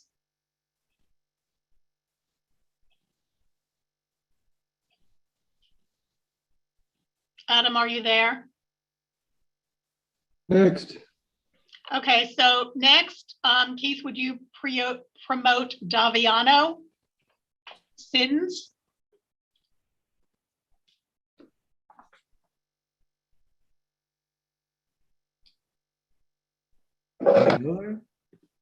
Hey, Madam Clerk, it's City Manager Juan Ruiz. There's 3 participants who raised hands. Can we figure out? There's Adam has his hand raised. I just got a message from Adam because I texted him that he was muted and he said that he's unable to unmute himself. I've asked him to unmute. So I'm gonna put Daviano, and I'm gonna stop your video just for a moment. I'm gonna ask Adam to start his video, and I've lowered his hand. There he is, but he's still muted. He should be able to have he has full access. We do allow everyone to, as soon as you're a participant, you can do whatever you want. So we have no restrictions.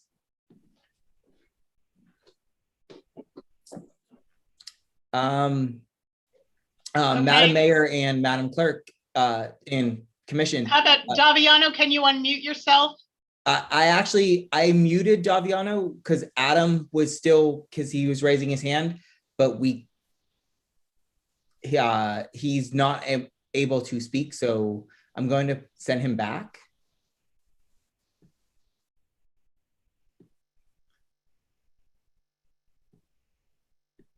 Keith, if Adam, this is City Manager again. Yes, sir. Adam chats or uses the chat function. I want to make sure that we're patient. What is that noise? And we allow everybody to get their public comment read, even if we have to adjust and read it for them at this point where people are having a muting or unmuting issue. So don't be quick to dismiss them and kick them out of the meeting until we try every attempt to get their comment read into the record. Can we come back to him? We could come back as well. I also got a text from Ramsey McLeod that she had tried to submit something. I don't know what the deal is with that. I have not received anything from her, and public comment is supposed to close at 5:45 for the meeting. So She said she got a confirmation email. well, I don't see anything at all. You might have registered for the meeting. And Madam Mayor and Commissioners, is our registration system is down pat. I mean, we've been doing this for over a year now. It's solid. So we get these invites out. Adam has an invite. He just can't get online. See, he's coming on now. Your privacy settings, did you change them? You have to allow your mic. We have very strict requirements. Well, since Daviano is able to speak, can we start with him? Yeah, Madam Clerk, just keep track of who's having issues and we'll circle back. Let's get the people who can provide public comment out of the way. And we can always come back later if Yeah. somebody else. Hello, can you hear me? Oh, okay, so, all right, we have Adam. Adam, you have 2 minutes. Are you ready? Yes, All right, go ahead. already. My name is Adam Sessa. I'm the owner of the House Lounge at 18 South J Street on Lake Worth Beach. I'm a small business owner, a realtor, education's professional, restaurant owner, bar owner, and I fully support the Deco Green in all aspects. They've gone above and beyond for their development. They've done a community outreach. We have surveyed, I believe, up to 80 participants on where they live in Lake Worth, what they would like to see, their interest in the Deco Green, if they would live there. The Deco Green has sourced out all the local family-owned businesses to be a part of their development. They have implemented a specific contractors form so that the entire development from ground up, concrete construction to the people taking over the landscape once developed to the businesses within inside are all going to be governed by the businesses in Lake Worth. They want to bring all the businesses from there, the local destinations, the small owned businesses, the little guys, the ones that are getting overcharged necessarily on Lake Ave by some of the money hungry landlords. They want to provide, housing, it's comparable to the mid in price. It's, is slightly less. It's further away from the city. So it's nothing really involving, it's not taking away anything from anyone. It's empty plot that's going to be developed for mixed use. It's going to be open to the community, have event space, markets. So even from the businesses inside, it's going to be an amazing spot. It's right across the street from the Mad Hatter, which is the LGBTQ bar, which next to that is another vacant spot. So it's not that we're taking anything away from anyone. We're trying to add. You need people with money to help people without money, in a sense. You need to provide to the small businesses, shop the small businesses so they can give back to the community. If we don't have a cycle of affordable housing, people with substantial income, with disposable income coming to the city, living in the city, long-term leasing Your in the time city. is up. Okay, thank you.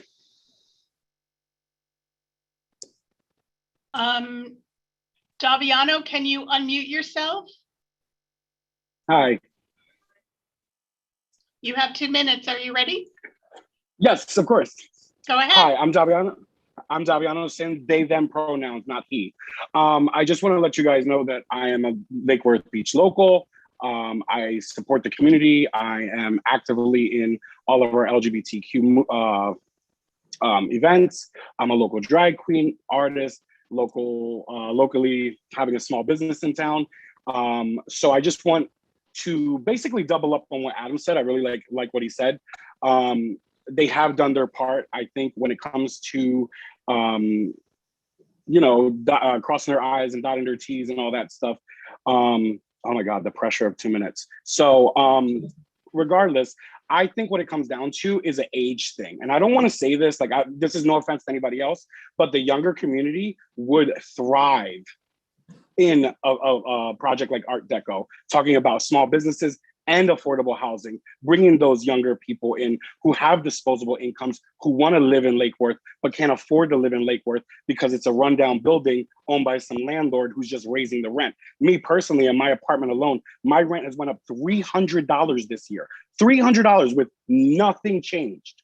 And they're doing that based off of the mid. So the pricing of the mid, it's actually lower price than the mid. So it makes no sense, what people are objecting. They've already tried to lower it, from 7 stories to 6, which then takes more housing out of this. Like I said, the young community is here for it. I know personally of 3 Black-owned queer businesses that want to work with Art Deco and are trying to work with Art Deco, including myself. And I think that Lake Worth, you guys say you're inclusive. Well, let's be inclusive. Let's include each other. And the younger community is needed in this town, not just some old retirees, unfortunately, with old money. Bring in the young disposable money where it's needed, where it thrives, where the trans kids live and everything like that, where we could be safe. We want to make sure that Lake Worth Beach is safe I'm for our sorry, your time community. is up. Thank you. Keith, can you promote Kara Jennings, please, so she can do her comments?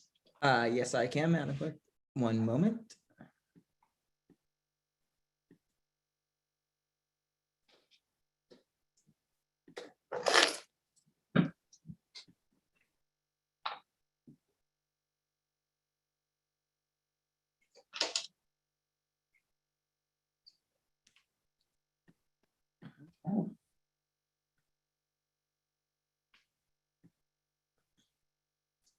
Okay.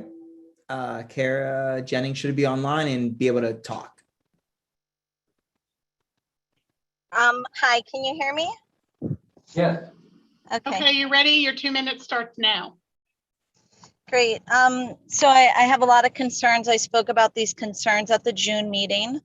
At that meeting, you know, there's a lot of talk about this developer being, you know, granted this zoning as if they're owed it. But I think it's important for the commission to remember that an MUPD is not promised. It's a zoning change, and you have the authority and public support to say no.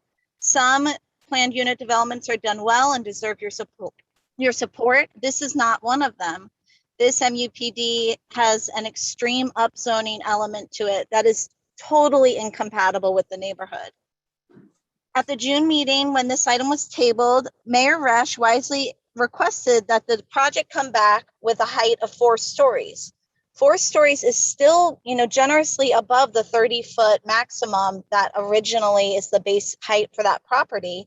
But the mayor's request was not honored, and here we are looking at a 78-foot building. Please consider that although this project may be enticing and has some great merits, what we're looking at is you setting precedent of a new height along this zoning corridor. Once a building of this height goes up, it does not exist in that zoning. Once it goes up, now all the other developers have a new standard that they can cite as what they're going to be compatible with. You're a commission that was voted in with a mandate for change. And a big part of that change was that people were very scared about these big projects that were coming down the pipeline. So you as a commission have to take the bold step to say, we're sorry, but this zoning change isn't promised to you and it is incompatible. The comp plan requires that you be consistent and compatible with the overall vision for the zoning district. The overall vision is 3 and 4 stories, not 6 Thank stories you. with Your such a time high is up. density.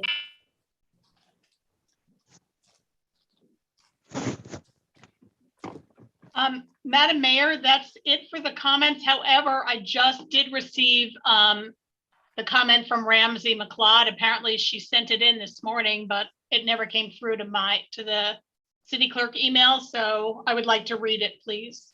Thank you very much. Okay, so Ramsey McLeod wrote, I have serious concerns regarding the Deco Green development because I think it is too large a project for our area. The mid was able to be built without requiring more height in order to be successful. While this project has raised its height from 30 feet to 78 feet and increased its density from 40 units to 127 units.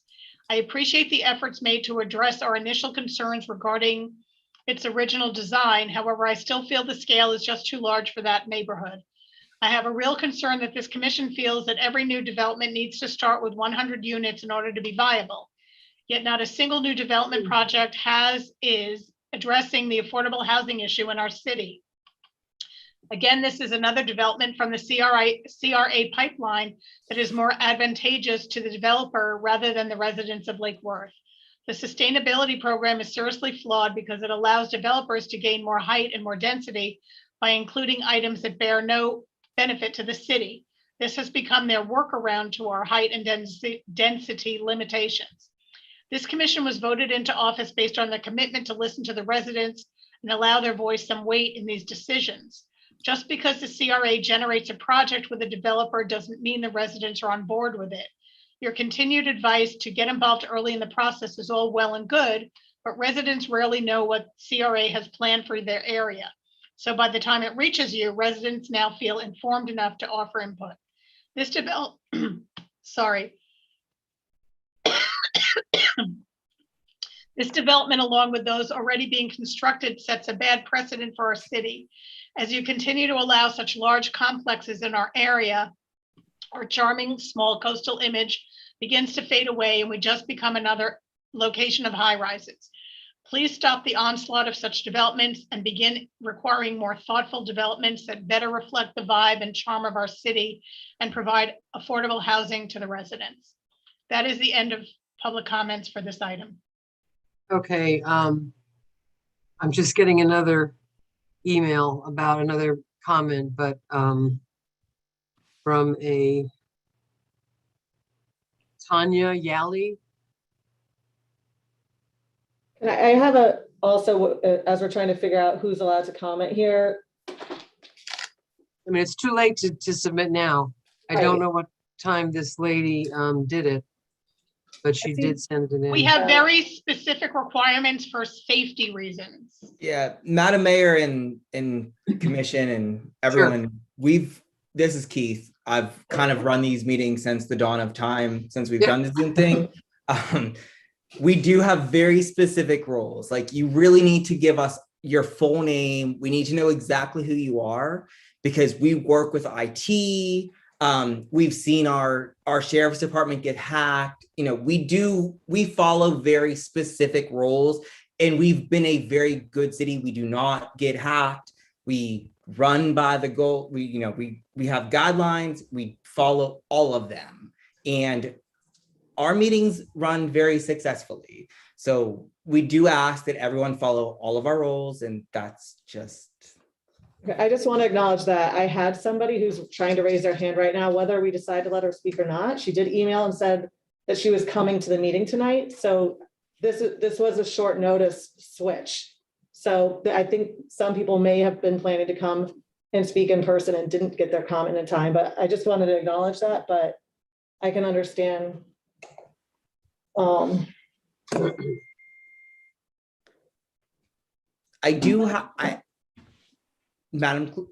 Mayor, I do have a few hand raises in the channel. I could probably let them talk instead of share their video if you want to. I wouldn't advise to share their screen, just so that we can, for security reasons. What's the pleasure of the commission? This is Commissioner McBoy. Hi. I think we want to be as inclusive as possible in listening to people. So let's try. I've had a couple people contact me too that said so let's try. The texts are flying. I agree. We have, we are, the more public comment is important to us. So Madam Clerk, Keith, how can we get those folks to be able to just, I guess, speak?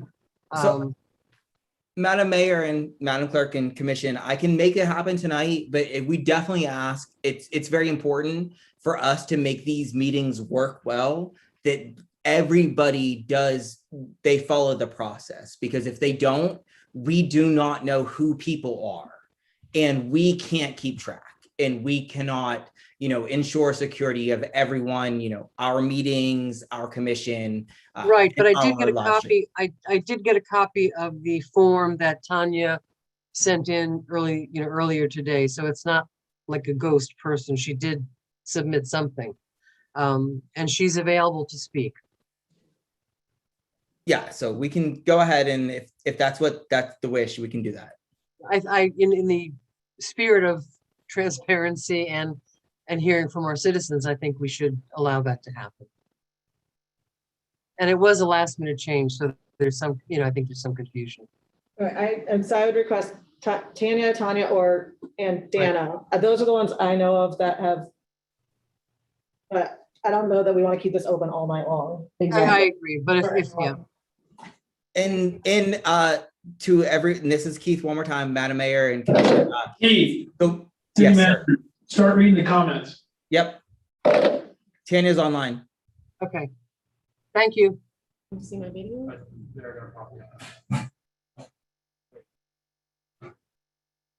Hello. Hello. Yes, my name is Tanya Yali. That's my married name. And I did submit my card, and I did get a confirmation from the commission saying that my comment, that I would be able to speak my comment. My married name is Tanya Yali. I'm the Sugar Plum of the Sugar Plum and the Grumbling Growler at 709 and 711 Lucerne and 1120 Lucerne. I have worked in this community for 14 years, and this is the first time that I have received backing from business owners and community members. And the business owners that reached out to me and made me feel welcome were the people who own and operate the Deco Green. And even though I've been here for 14 years, this is the first time in 14 years that I, a Black woman who is married to a Black man who is in the building that has Fannie Mae, her whole entire story on our building. This is the first time I felt welcome in 14 years. And you can't even see my face because you said I didn't send in my comment card. And I have the email verifying my comment card, and my married name is what I posted with. So I am extremely disappointed that I came to the first commission meeting for this company and I showed my support. And we personally walked around this city and we came with long lists and had everyone sign, up to 50 people in our different businesses showing support for this company. I'm working with Adam, I'm working with the House Lounge, and I'm working with people all over Palm Beach County and Miami-Dade. Quadira isn't here today, and she came up from Broward County just to support us, our businesses, and the Deco Green. So I'm very disappointed to see that you can't see the frustration on my face, but I'm sure you can hear it in my voice. And if you'd like to find me, you can come and visit our place of business, either the House Lounge or the Sugar Plum and the Grumbling Growler, that is filled with young community members from all over Palm Beach County, Miami, and Broward County. And before we opened that bar and that bookstore, they weren't coming to downtown Lake Worth. This was an antique row 20 years ago. I fell in love with the city because of the beach, and I came back to the city after I graduated with my master's in business administration, and I decided on your city for all of my businesses instead of going to downtown West Palm. And I don't mind that my 2 minutes is not up because I'm done. I hope you vote on this company because they are amazing and they bring notice to this very small town. Madam Mayor, this is Commissioner Maliga. I just want to let Tanya know that we do hear you, and I actually have your support list up here if anybody else wants to see it. Yep. Is there anybody else, Keith? Thank you, Commissioner Maliga. Anybody else? Yes, Madam Mayor, we have Dana. Anna. Okay. Should be allowed to talk now. Hi, how are you? My name's Dana. I did send in. Same one. Uh-oh. I did send in my comment via the website and received confirmation as well. So just want to let you know that. I also sent emails regarding the Deco Green development and some of the concerns that I had. I realized that there have been some meetings prior to this, and I apologize for jumping in so late.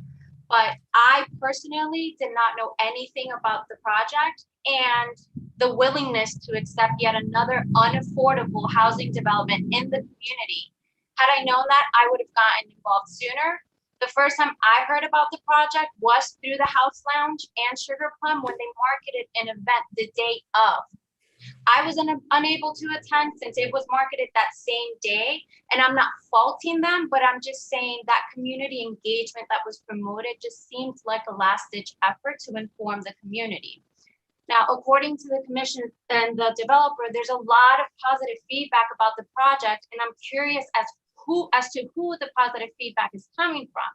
Because when I went and I knocked with my friend door to door on 17th Street, right across the street from the empty lot, nobody knew about this project. And everybody was concerned about what was going to happen to their neighborhood. I visited the 2-story building that was right behind the lot. I visited the apartments that were right next door. I even went over to Bob's Auto, which is right across the street. And everybody had a problem with the project. So I'm really curious as to who is giving all this positive feedback. Where do they live? And even, are they property owners? Are they renters? Who are these people? So that's I guess that's my first question is, when did these conversations happen? When did these events happen? Or are you only speaking to a handful of people who don't live in the area, who aren't at risk of displacement? Your time is up. Okay. All right, I want to thank everybody for their public comments. We don't respond to public comments, but I know that there is, you know, there's different opinions about this. There's some misinformation that's been stated, but I think that it's time now to stop that, well, we have to cut them off. They're over. So do I have a motion?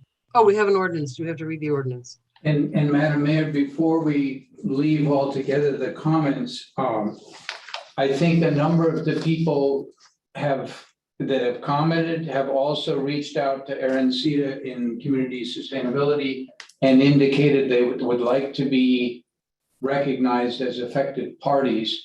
I hope that we will do that. Well, I think that's a time frame issue, and I think that time I could be wrong. City Attorney, I think that time has passed. Yes, Madam Mayor, by our ordinance for quasi judicial procedure, they have to notify us 5 days before the hearing that they are affected parties. Otherwise, we don't recognize them as an affected party. They're welcome, and I believe most of them have provided public comment.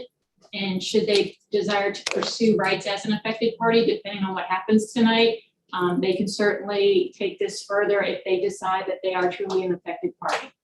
Okay, thank you. And okay. So Madam Mayor, Commissioner Malik here. I just, I want to go back to, you know, the conversations and the emails that we've all been getting. So we all want affordable housing. We all want workforce housing. We keep talking about that. And I've been trying to explain to people that, you know, we've been We here. want to do a motion a second before we discuss this. Make a motion to approve. Second, but is there a second? Second. All Congress now, let's talk about it. So I've been trying to explain to a lot of the people who we've been hearing from that we've only been in office for 5 months and a day. And that the projects that are coming before us have already been through planning and zoning. There's time sensitivity. The previous dais didn't make decisions, and here we are, right? We hear you loud and clear with the sustainable bonus program and the height limitations, which is why in the beginning, we all said, hey, let's stop this. So people, I just want the community to realize that this has already been in the hopper. It's been in the process for a very long time. We're just catching that tail end.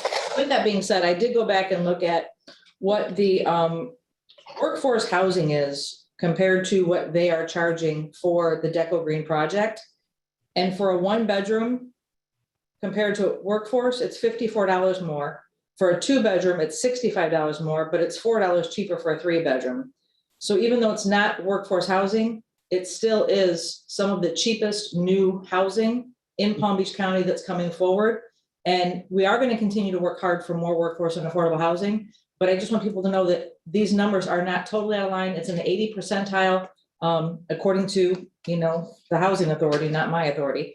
They're in the 80% percentile, which is considered moderate to low income. That's all. Thank you. Anybody else? Any other comment? Yes, this is Commissioner McFoy.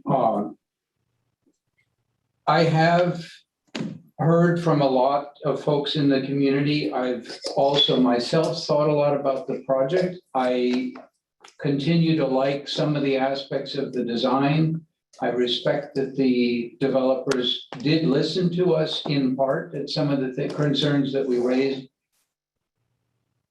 From the beginning, I had a big concern about the height.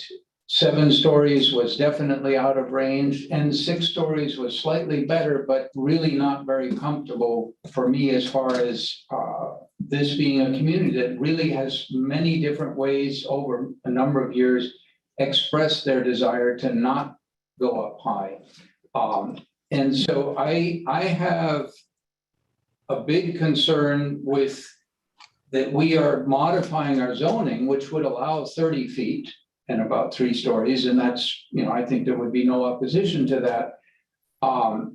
This goes well over twice that. And I am also very concerned with the issue of precedent, that are we setting up a situation that the next developer looks at our narrative and says, well, compatible and consistent, and we've given one 6 stories, the next one is clearly going to ask for the same.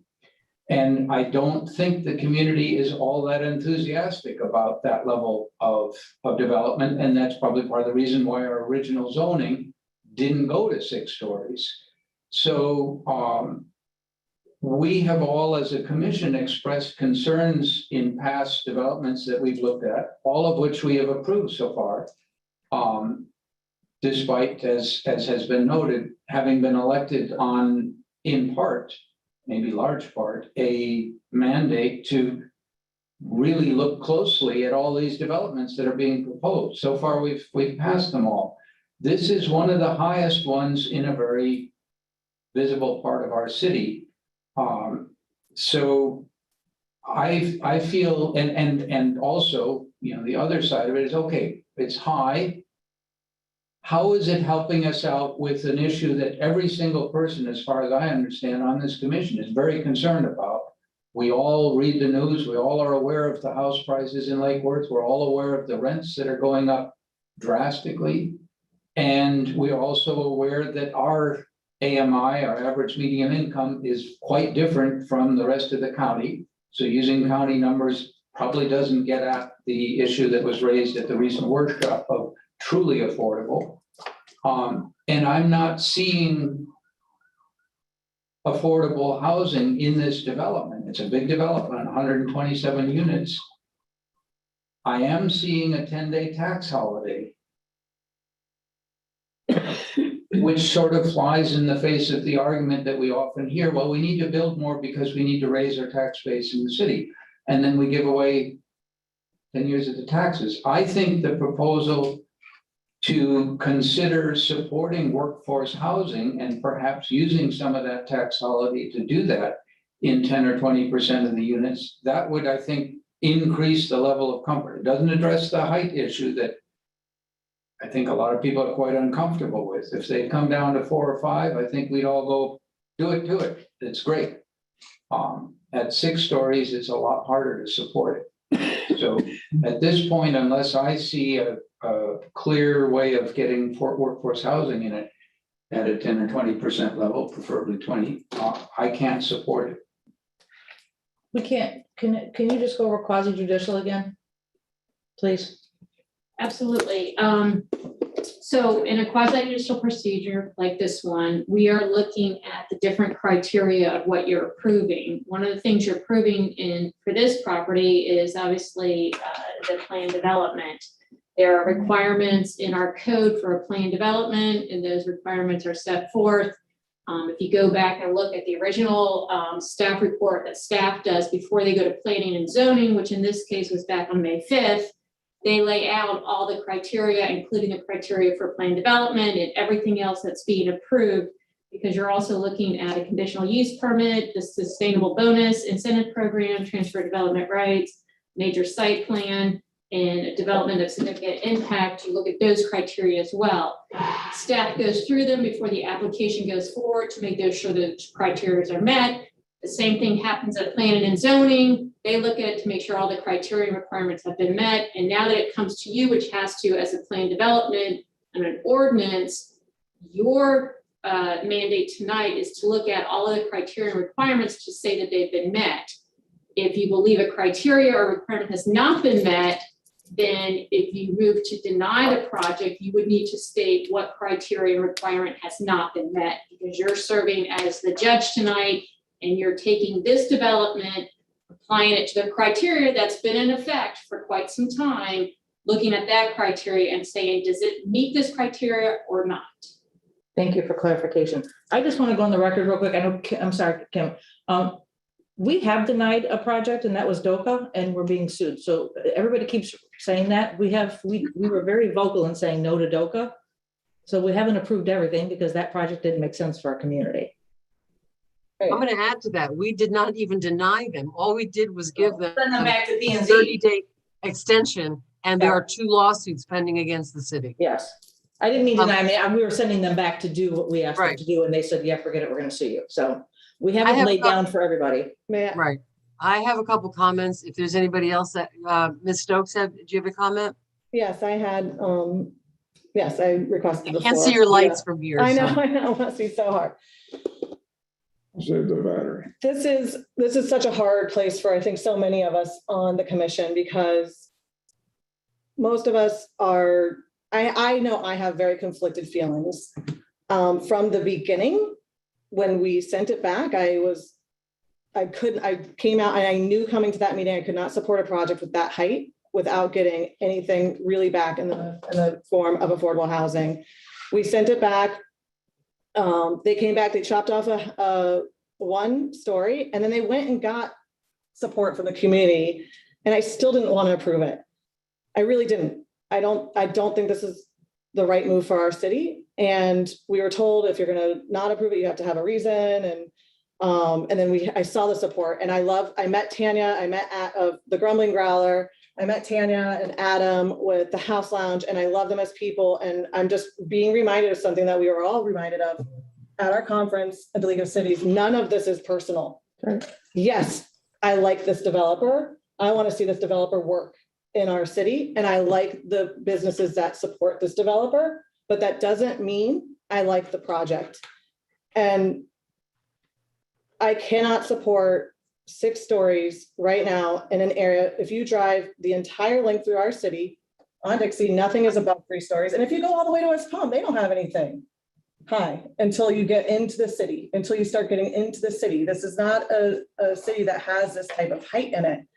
If we're going to increase height, it has to, in my opinion, include some level of guaranteed affordable housing. Yes, right now, today, they are in the workforce housing range. What happens? What is stopping them from raising their rents 2 years from now? Nothing, absolutely nothing is stopping them. When I went door knocking for the campaign, I did knock in that area, and the low rent apartments right there, I talked to one of them people there, and they said as soon as the mid went up, their landlord told them they were going to be raising their rent. So it happens. And I talked to another single family home on 17th Avenue who said, all this stuff is going up. It's going to drive so much through, because 17th Avenue is a way to get across the railroad tracks onto A Street. It's increasing traffic. They repaved the road and they stopped right at the railroad tracks. They stopped right before my block. How come the whole road that's going to be impacted by this area, we got nothing? And, you know, I think that there's too much going into this. This is not a project that we initiated. I will say it again. I respect the developers and the people that support this. This is not personal. As far as a reason for being able to deny this project, I went back and looked, and I saw in our code that it has to be harmonious. We keep hearing incompatible, but the word harmonious is in there. And that part was surprisingly short on response from staff or planning and zoning or the applicant. In no way did they prove or show that this 6-story development was going to be harmonious with its surrounding areas. And when I asked about setting a precedent at the first hearing, was told it's unlikely we will see these other types of tall buildings come up because we just don't have the land available. So what is the future of that? I live over there. I drive by there every day, and I ask myself, am I just going to be seeing this one big tall building sticking out in the middle of nothing? Because it doesn't seem like we have a comprehensive plan for how this building will be harmonious with the surrounding buildings. And so I think unfortunately, feel horrible for everybody who's worked so hard, the CRA staff, the developer, the people that support them. I cannot support this project, and I'm doing so in the name of it not being harmonious within the surrounding areas. And I've seen other cities reject projects on second reads. So I feel like it's a possibility. I'm done. Thank you. Thank you. Mr. Robbins. Yes, I would Running like down the line. Okay, thank you. I cannot believe that we're talking about denying this project. It's a perfect place for that kind of density. It's on a highway. The idea that we're displacing anybody is really a false statement. This was an empty lot. We're providing housing. Affordable is relative, and we're providing affordable housing for people who can afford it. If we want to set a rent control and try to direct the market that is coming to Lake Worth, then we can talk about that. But to say that this kind of development is something the city doesn't want is a backward thought process. This is change that will come, and we will be the last remnant of a community that couldn't keep up with the future. The developers affected a tremendous change in the appearance of the project in terms of its height to the neighborhood. They reached out to the community more than any other developer that I know of. We don't require communication with the community. We require notice, but the developer, these people went to the community and provided an explanation of what they were doing. They allowed for questions. They gave answers. I just find that we will be setting a precedent that is going to affect our economy. The people that spoke in favor of it are investors and rely on customers. The people that spoke against it would speak against probably any project that was any project. I mean, the people that spoke against this aren't talking about a reasonable project. They are looking for an uneconomic way to provide provide housing. If they're against change, they're just simply against change. I am hopeful that our city keeps up with the market of the country, county, the state. We're providing housing for people, and if we could require to dictate the economy of what's happening, I think we could, but simply to be opposed to it on what we haven't done in the sustainability part of the conversation, in the required or lack of required notice, communication. There's a lot that has been said that is on us, not on the developer, and certainly not in opposition to the neighborhood.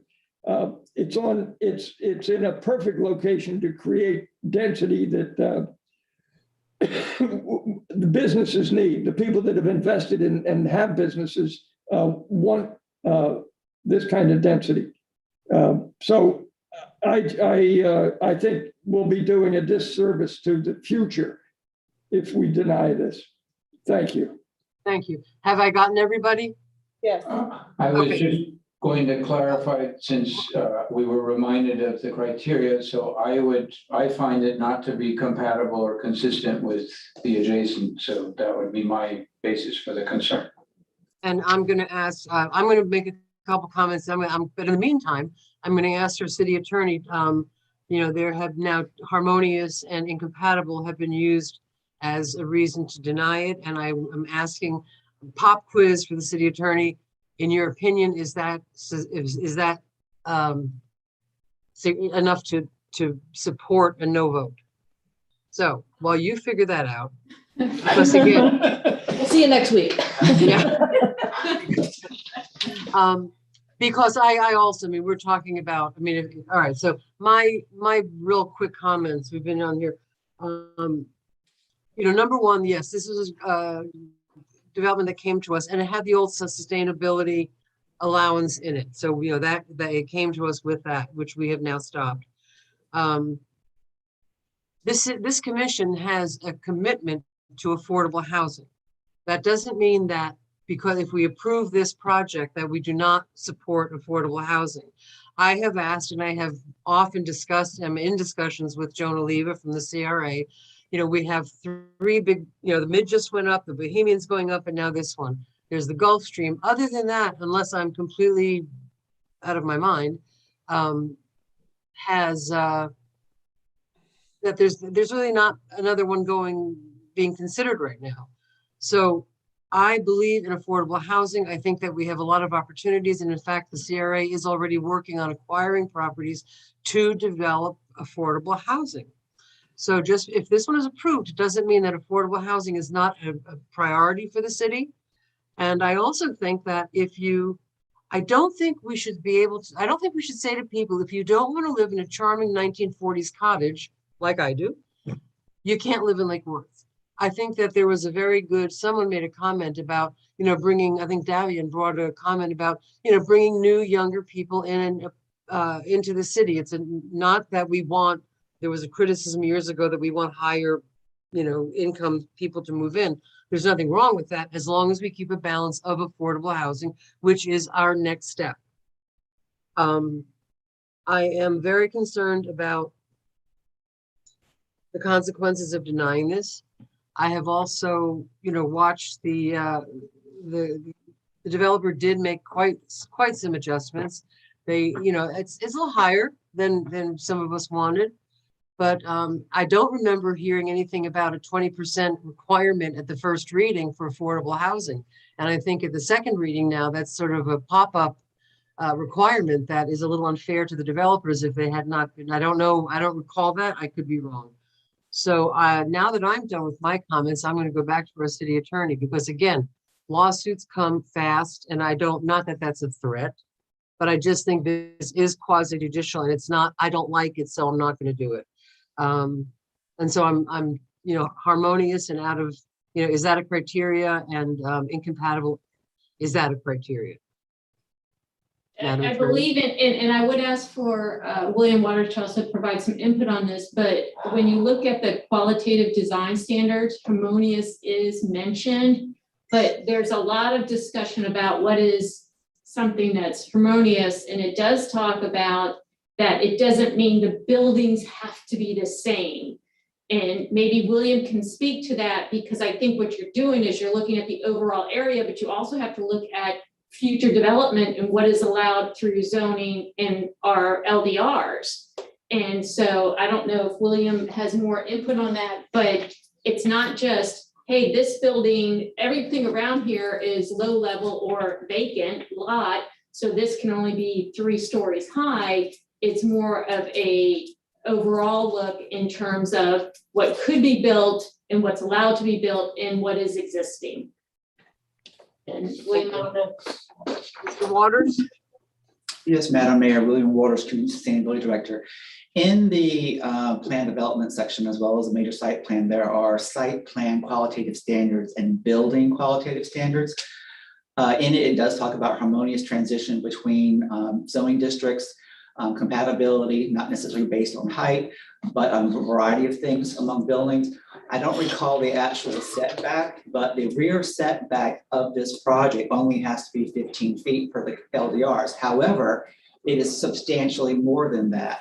I believe it's almost 60 feet from the back property line with an additional landscape buffer. Right. The applicant and the developer are online. They could go into the specificity of that. It was discussed at the last meeting that the rear elevation was less than friendly. And that was one of the things we spent the most time on when we were reducing the height. They very collaboratively work with staff to add a lot more fenestration, detail, breaks in the facade to make that softer and be more harmonious and transitional between a fairly tall building down to the lower level of the neighborhood behind. I would think that if we were at the edge of the zoning district and it was single family zoning right across the street, then we have probably an issue. And we have written in our code that there should be a harmonious and complementary transition between one zoning district and another. This is not a transition area from one zoning district to another. This mixed use Dixie Highway all the way behind it, all the way to the railroad track. And so we felt that they had met the intent of the transitional requirements by having the much greater setback than what was required. They added in the additional fenestration and the landscaping, and it is quite a bit separated from the properties that are behind it. I have, and we will be seeing, I hope sometime soon, in a workshop, this is kind of a little bit of a segue, some additional information on the site qualitative standards and building standards, as well as a proposed idea for inclusionary affordable housing. So we'll have a workshop on that and we can bring that forward to you. We've already begun working on that. Thank you. Okay, I'm going to call the vote. All in favor? Aye. Aye. All opposed? Okay. It passes 3-2. The first time we haven't all agreed on something. Oh, no. Okay. But we did it respectfully. It's not personal. Oh, yeah, no, again, this is not personal. Not personal. No. It's good to have different opinions. I'm gonna use the One restroom. thing that was not mentioned on that case, they will be making a payment of almost $250,000 for the transfer development rights. So we will be coming back to you sometime very quickly because we have no payment coming in, I think this week. We'll have about over $500,000 in the TDR program.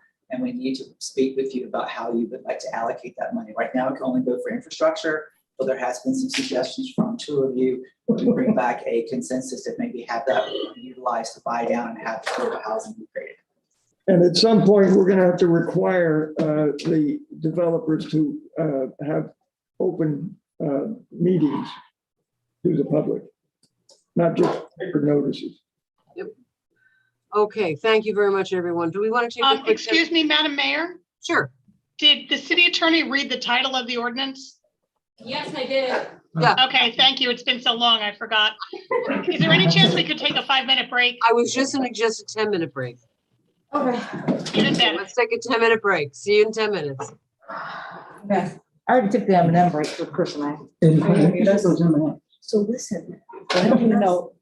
Juan listens to me because I went on this tyrant about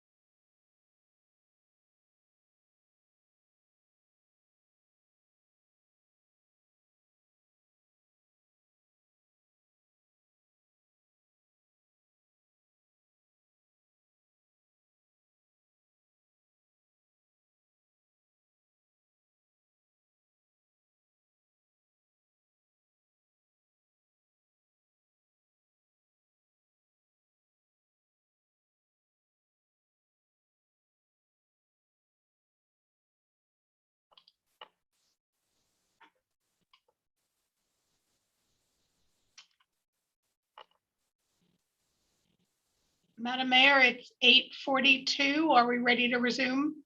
I am. Okay, we are back.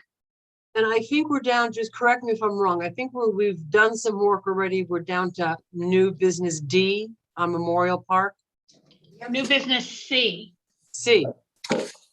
No, Oh, we did see. we did see, we did the lagoon. No, we did B, the lagoon. There's two lagoons. Oh, There's two lagoons. All right. Two lagoons. They're Who knew? lagoonies. Madam Mayor, it's Commissioner Maliga. I just, for the record, want to state, I had stated when the mic was still on that Juan listened to me, and I was referring to the fact that he plugged in the vending machine and filled it with snacks for us. Well, he didn't. He had somebody do it. And I vote in support of both of Well, those. thank you very much. I appreciate that.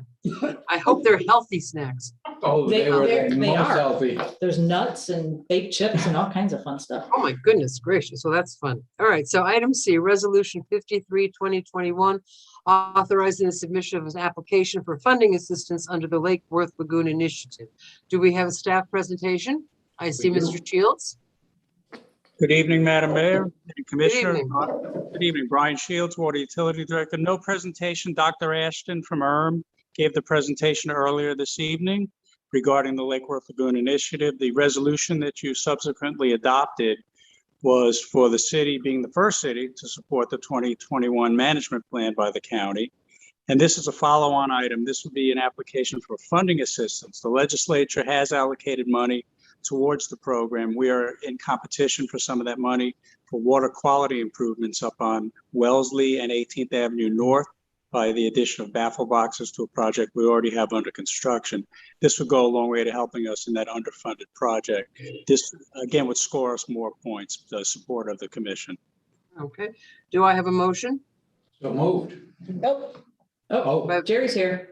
more staff. Oh, Pardon the What? interruption.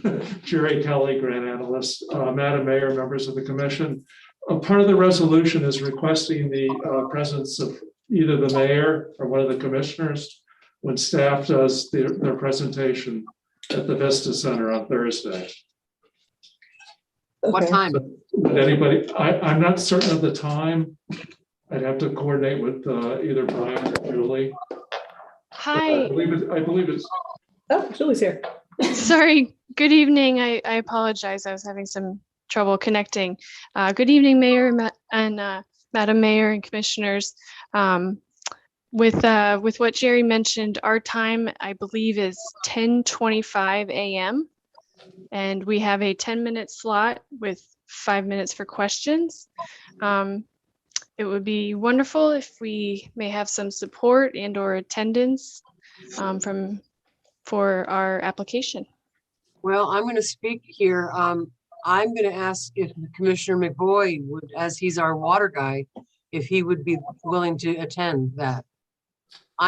stereotyping again, but I would be honored to do that, except I'm looking at my schedule and it says that I'll be at the TPA meeting at that time. I Okay. could, and it's not very close, unfortunately. I think the Vista Center is way out. on Jog. Yeah, it's way out on Jog, so. Just please note, this is a virtual meeting that will be done via WebEx, I believe. Oh, okay. I could do that. They have a meeting room at TPA that I could, do that. I'll just need to set a reminder. So yes, the water guy will do it. She didn't call you the water boy. She called you Murray. I didn't exactly. I appreciate the distinction. Just saying. Madam Mayor, it's City Manager. Yes. Yeah. Julie, can you clarify for the record if it's a requirement to submit or it's encouraged for an elected official to participate? It is not a requirement. It is just encouraged and I think looked upon highly for ranking of the projects if a commission or mayor is present showing support of the grant project application. Yeah, Thank you for the clarification. Yeah, no, and I'm still struggling out of my deathbed. So I think I'm not going to really make a lot of commitments for the rest of the week. So, Mr. Commissioner. I will do that. Thank you very much. I appreciate that. Thank you so much. I greatly appreciate it and I'll coordinate with you offline. Great. And sorry Thank to you, pitch in, sorry to pigeonhole you like that, Commissioner McBoy, but are you very vocal about water things? What can I say? Not much. What can you say? I'm not gonna ask. I'm not gonna ask. Okay, so do I have a motion on the resolution 53, 2021? I thought you did it. So I think I did it, but I'll I do it believe again. Commissioner So- McVoy made the motion. We need a second, please. Okay. Second. All in favor? Aye. Okay, thank you. Thank you, Mr. Shields. Thank you all. Keep up the good work. Moving Thank right you. along. The next issue is resolution 54-2021 regarding an agreement, a CDGB agreement for Memorial Park. Do we have staff input here? Present. Jerry Kelly. Grant Oh, hi, Jerry. Atlas. Madam Mayor, members of the commission, the resolution approves and authorizes the mayor to execute the agreement between the county and the city that sets forth the terms and conditions for the use of $274,506 in community development block grant funds for the Memorial Park Improvements Project. The actual funding is based on HUD's formula allocation that was recently issued and actually represents a slight increase over the estimated amount that you considered back in April for the authorized the submission of the application. However, the total project cost is $564,225. That leaves a deficit for the project of approximately $290,000. Lauren Bennett would like to discuss this further. I Okay, just wanted, that was my question. for the record, Lauren Bennett, Director of Legal Services, I just wanted to rehash what we went over when we had this conversation, I believe in April, about this project. When city staff put together the project, we did it as a whole, what really needs to be done in the park in its entirety. The unfunded portion, or excuse me, the funded portion would really only cover a roof of the pavilion, not including support beams.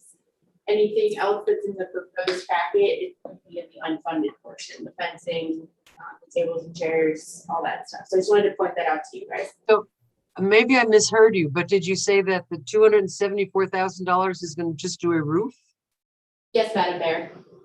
$274,000 to do a roof. I'm so surprised. I got a bargain on my roof. Really, I feel a lot better. That just, I mean, how big is this building? I mean, It's rather large. It's a large pavilion. I don't know how familiar you are with the. it's a pavilion down there. Yes, ma'am. And is, okay. And it's metal. And has that been like bid out? I mean, has that gone through any sort of competitive bidding process? Not at this time. Okay, because that just seems like, again, I'm not a roofing expert, but that seems really high for a roof. Madam Mayor, if I may. Sure. Yeah, the estimate, it's a probable cost estimate based on prior similar like pavilions. It still has to go through a procurement process. Bids could come in lower, bids could come in higher.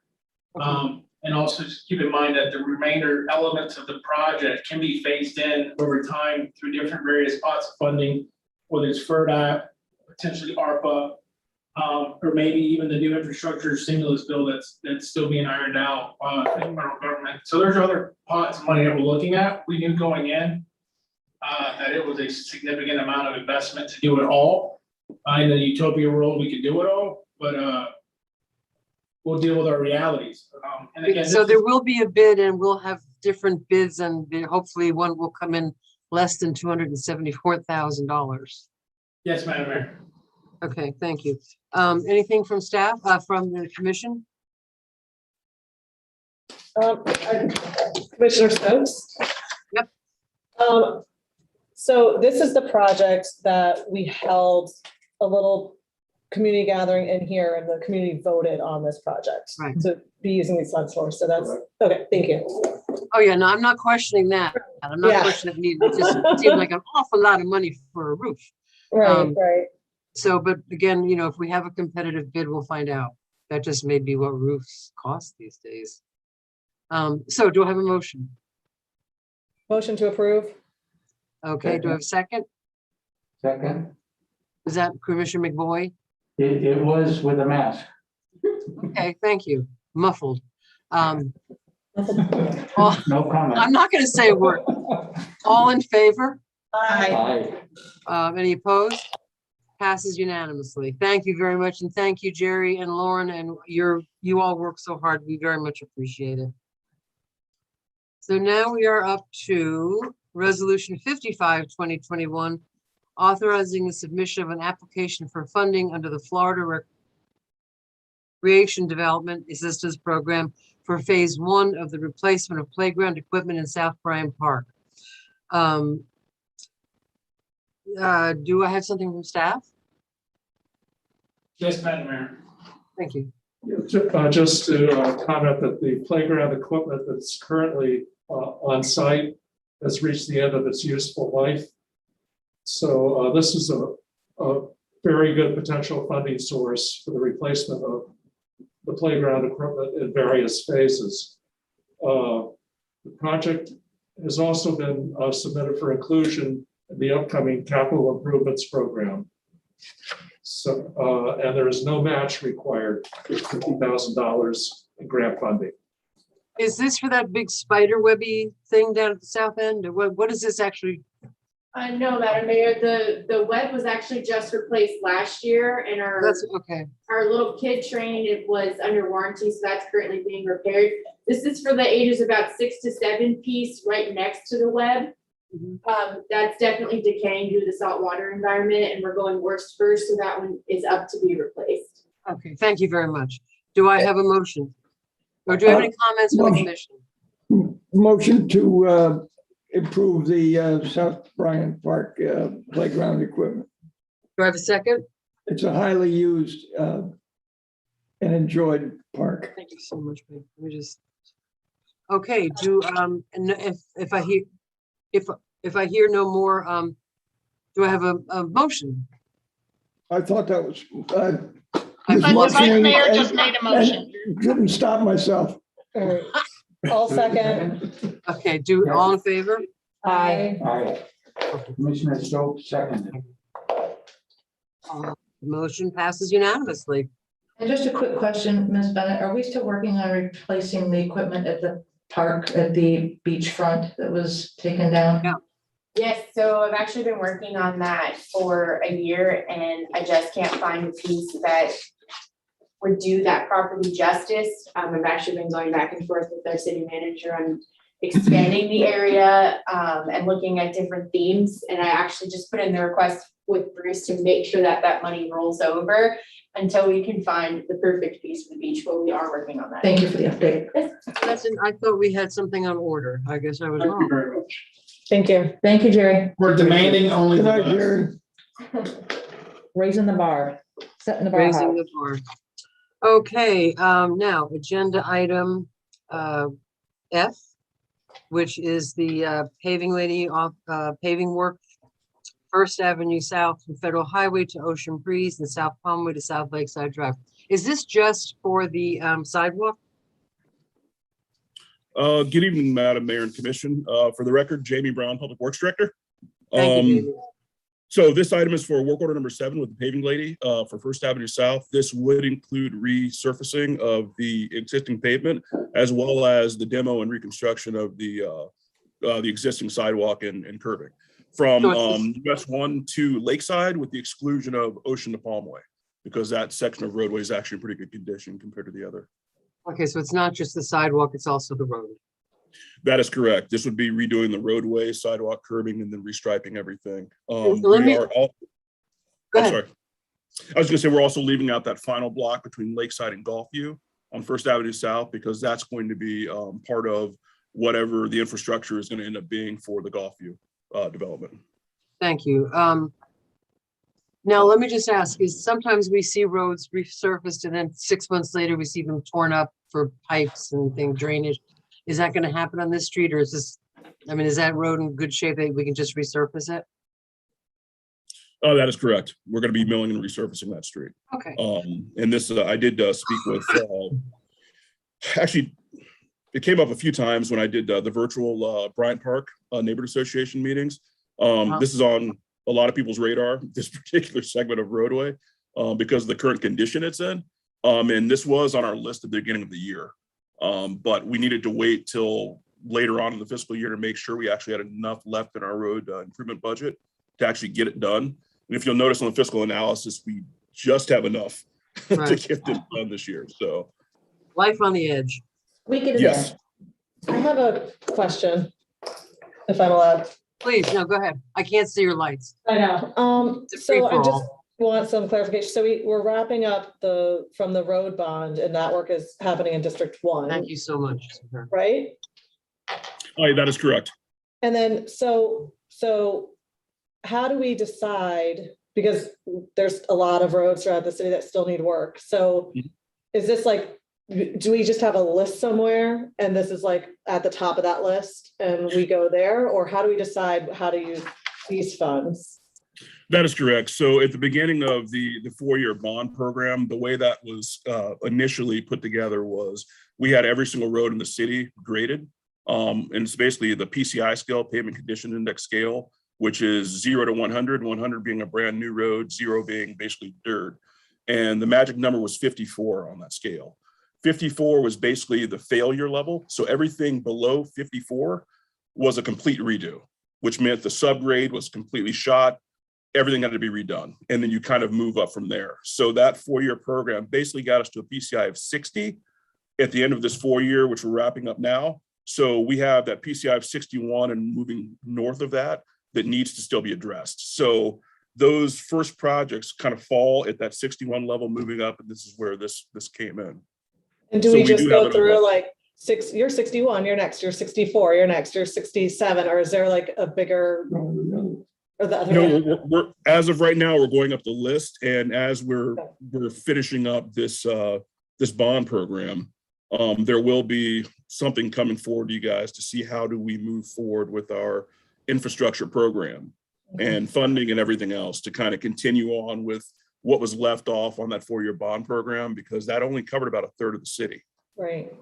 Okay, thank you. So Makes sense. Anything else? Anybody? Motion to Do approve. I have a second? Second. All in favor? Aye. Aye, motion passes. Thank you, Mr. Brown. Very much appreciate all your work. Excuse me, Madam Mayor, was that Commissioner Maliga who seconded? Yes, Yes. ma'am. Thank you. Okay, now we are on the agreement with Brightview Maintenance for the golf course maintenance services for Lake Worth Beach Club. Golf Club. Do we Yes. have an- Yes, Do we Madam have- Mayor. Can you hear me? Yeah, I can. Lauren Bennett, Director of Leisure Services, for the record. In June of this year, we actually went out to bid for a contractor for our golf course maintenance services, and Brightview was awarded the contract. They are actually our current vendor, and they've been with us since 2014. We're very satisfied with their work. We have a very good partnership with them, and we would like to continue that with your blessing. Do I have a motion Motion to approve. by Commissioner Robinson? Do I have a second? Second. By Commissioner Stokes? All in favor? Aye. All opposed? None? Motion passes unanimously. Thank you very much. I'm glad that we have somebody doing good work. Moving right along. I think, where are we? I'm getting caught up a little bit here. We did the did we do the procurement? We did. We're on item H, Madam Mayor. We did the presentation. Did we discuss it? I think, Madam Mayor, this is Christy Gatto. I think what we discussed so far is adding to the preference, the veterans preference, and Right. then adding to all preference that it provide a preference in the invitation for bid and also the RFP process. And we bring forward those amendments to the procurement code. We'll also take a look at to see what other things we can find out about women-owned and what we might be able to do that for something less than a disparity study. Okay. And let me just ask you, I mean, if a bid is going out, there's a service that and this is a question for Valentina. And I say your first name because I'm afraid of mispronouncing your last name, Valentina.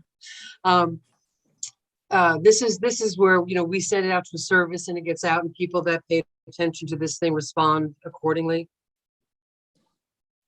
When we have a request for proposals or a bid going out. Yes, I don't know if Valentina came back on. She may have left. She was here physically for the. I see her. I'm She's looking at her. there. She's right there. I recognize her. Oh, there she is. I'm here, Madam Mayor. Can you please repeat your question? Well, I'm just curious. You know, there was this big, there was a, you know, a problem a couple of weeks ago with that towing company. And Yep. I'm just wondering, just, you know, if you could, maybe if you could just like in 25 words or less, explain how this gets out to the public for them to know that there is a request for an IFB or something. How does that work? Okay, so for every competitive solicitation that we issue, we advertise it two ways. First is on the first day of the bid going out, we publish it in a Palm Beach Post. That is in the papers, and usually we do it on the Sunday's papers because those are the most distributed papers. And then the second part, we publish it on our website. If you go on the city's website, you will find an area where it says bid opportunities, and if you click there, you will see all of our current bids that they are open there. And if the vendors register with the bids and tenders, which is our partner, they will get a notifications. It is up to them to decide which part that they want to get notifications for or which one they're not, but that is also available for them. The last but not least is that I've been working with Lauren lately is that we also promote our bids, and we just started doing that just this past couple of months on our website. Oh, okay, on the website. Thank you. Yes. So if someone's interested in bidding on city projects, I mean, it's their job to become aware of how this works and act like a business. Yes, they can go on our website, on the city's website, and if they click on the bid opportunities, they will be able to download the document. So it is very easy, very simple. Thank you very much. From the commission, we've talked about veterans and women and minority and local preferences. Does anyone have any other additions or? I had a question. Sure. I was wondering, I was like, listening to everything that you were saying, Madam Attorney, did you mention the environmental part that Commissioner Robinson brought up? Thank you. Okay, I was like, did you say it? I just didn't hear it because I was worried that maybe. Just to make you crazy, Commissioner Stokes, she left it out. No, not me. I mean, I fully support any way we can encourage the most responsible behavior from the vendors that we work with. I just had a question about, so just the overall forms that we use for each particular project, and how is there an industry standard that our staff goes off of and says, we're going to go put out a bid for a tow truck company or whatever it is? Is there something that those like categories are industry standard and the weights for them? Because I think, as we're looking at some of the way some items were weighted, we were just wondering, could it produce a slight advantage or too heavily of an advantage in one area or another? So I'm just curious about how we create those overall forms. Okay, yeah. I can answer that question. So normally in coordination with the department, we would sit down and develop the criteria for each project, depending on what project is for. Departments are usually the subject matter experts, and they understand what the requirement is. And then we sit down and weigh in of how is that going to be done. We have our standard document that kind of provide for 4 areas, which is responsiveness to the RFP, for example. One is going to be the cost, then is going to be their qualification, and then there are going to be additional items that are important for that particular project. So we kind of have a frame that we start from, and then we build it based on the requirements of the scope of the work or specifications. But is there any problem do we see in adding something like using the dreaded word sustainability, like real sustainability or local? I mean, are those weighted things as the number 4? From my side, I don't see there is a problem. I will refer the answer to our attorney to weigh in. Okay, thank you. Okay, anything else from anybody? One last thing.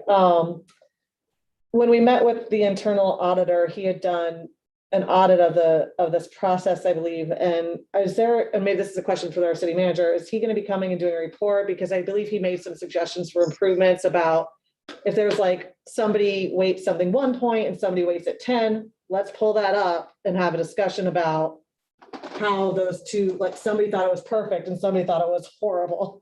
And so I know he had some suggestions for improvements. So I was wondering if that was going to be coming before us or anything. The committee. Madam Mayor, if I may, Commissioner Stokes, the internal auditor served at your pleasure, at the pleasure of the elected body. So I haven't spoken to him specifically about that item, whether he's going to bring it forward.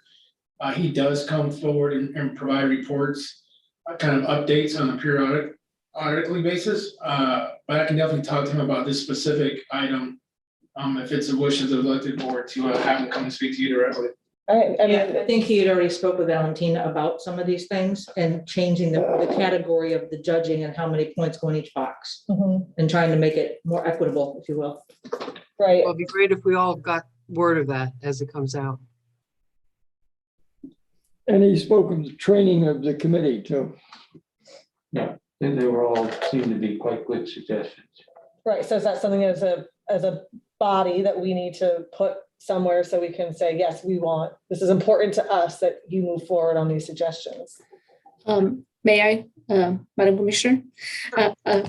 Hi, so I can answer that question. So our internal auditor has provided his recommendation, and in his audit, he have assessed that we've been fully in compliance with the procurement code and policy. He has also made some recommendation, as you all mentioned, in regards to the grading, the discussions and improvement in a certain areas of the procurement.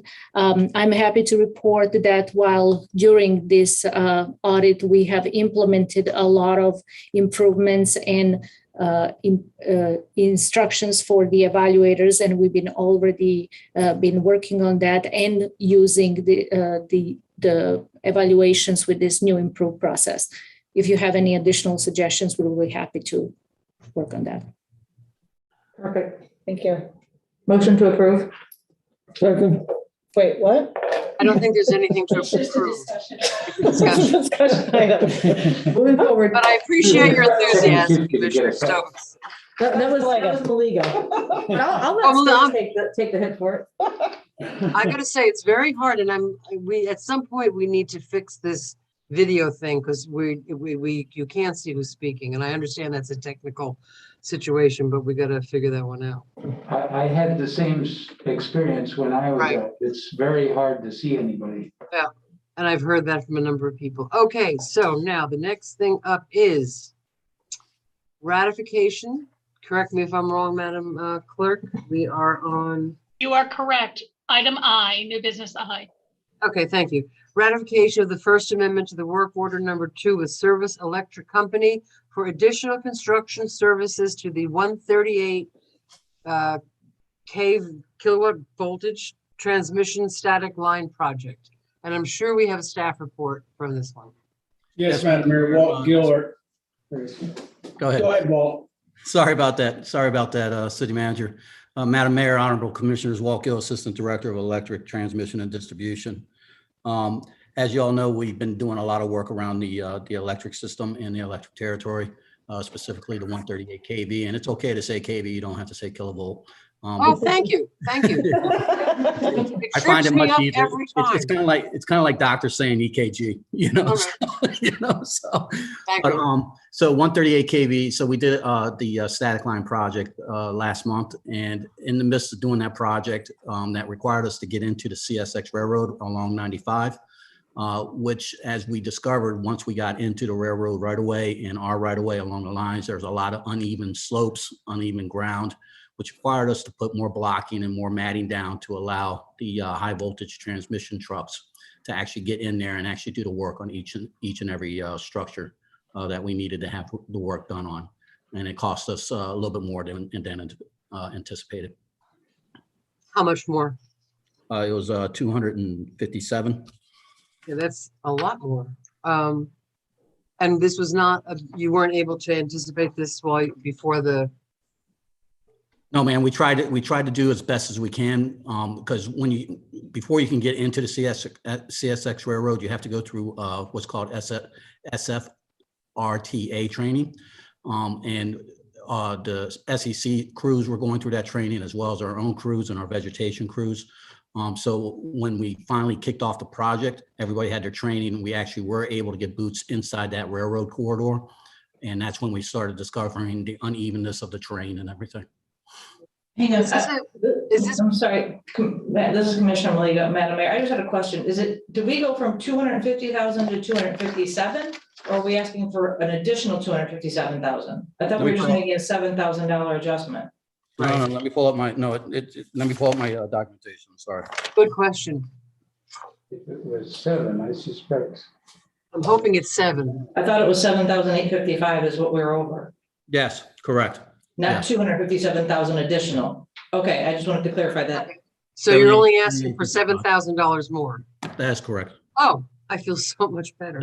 Yeah, I thought the mayor read that The wrong. total cost of the project was 257, I'm sorry. Right, okay, thank you very much. Okay, so do I have a motion? Motion to approve. Second. Pass. By Commissioner McBoy, all in favor? Aye. Motion passes. And thank you, Mr. Gill. Thank you. And that's so much different, 250. Right? Woo! Okay, now we are we at upcoming meeting? What is upcoming meeting? We're on new business J, Madam Mayor.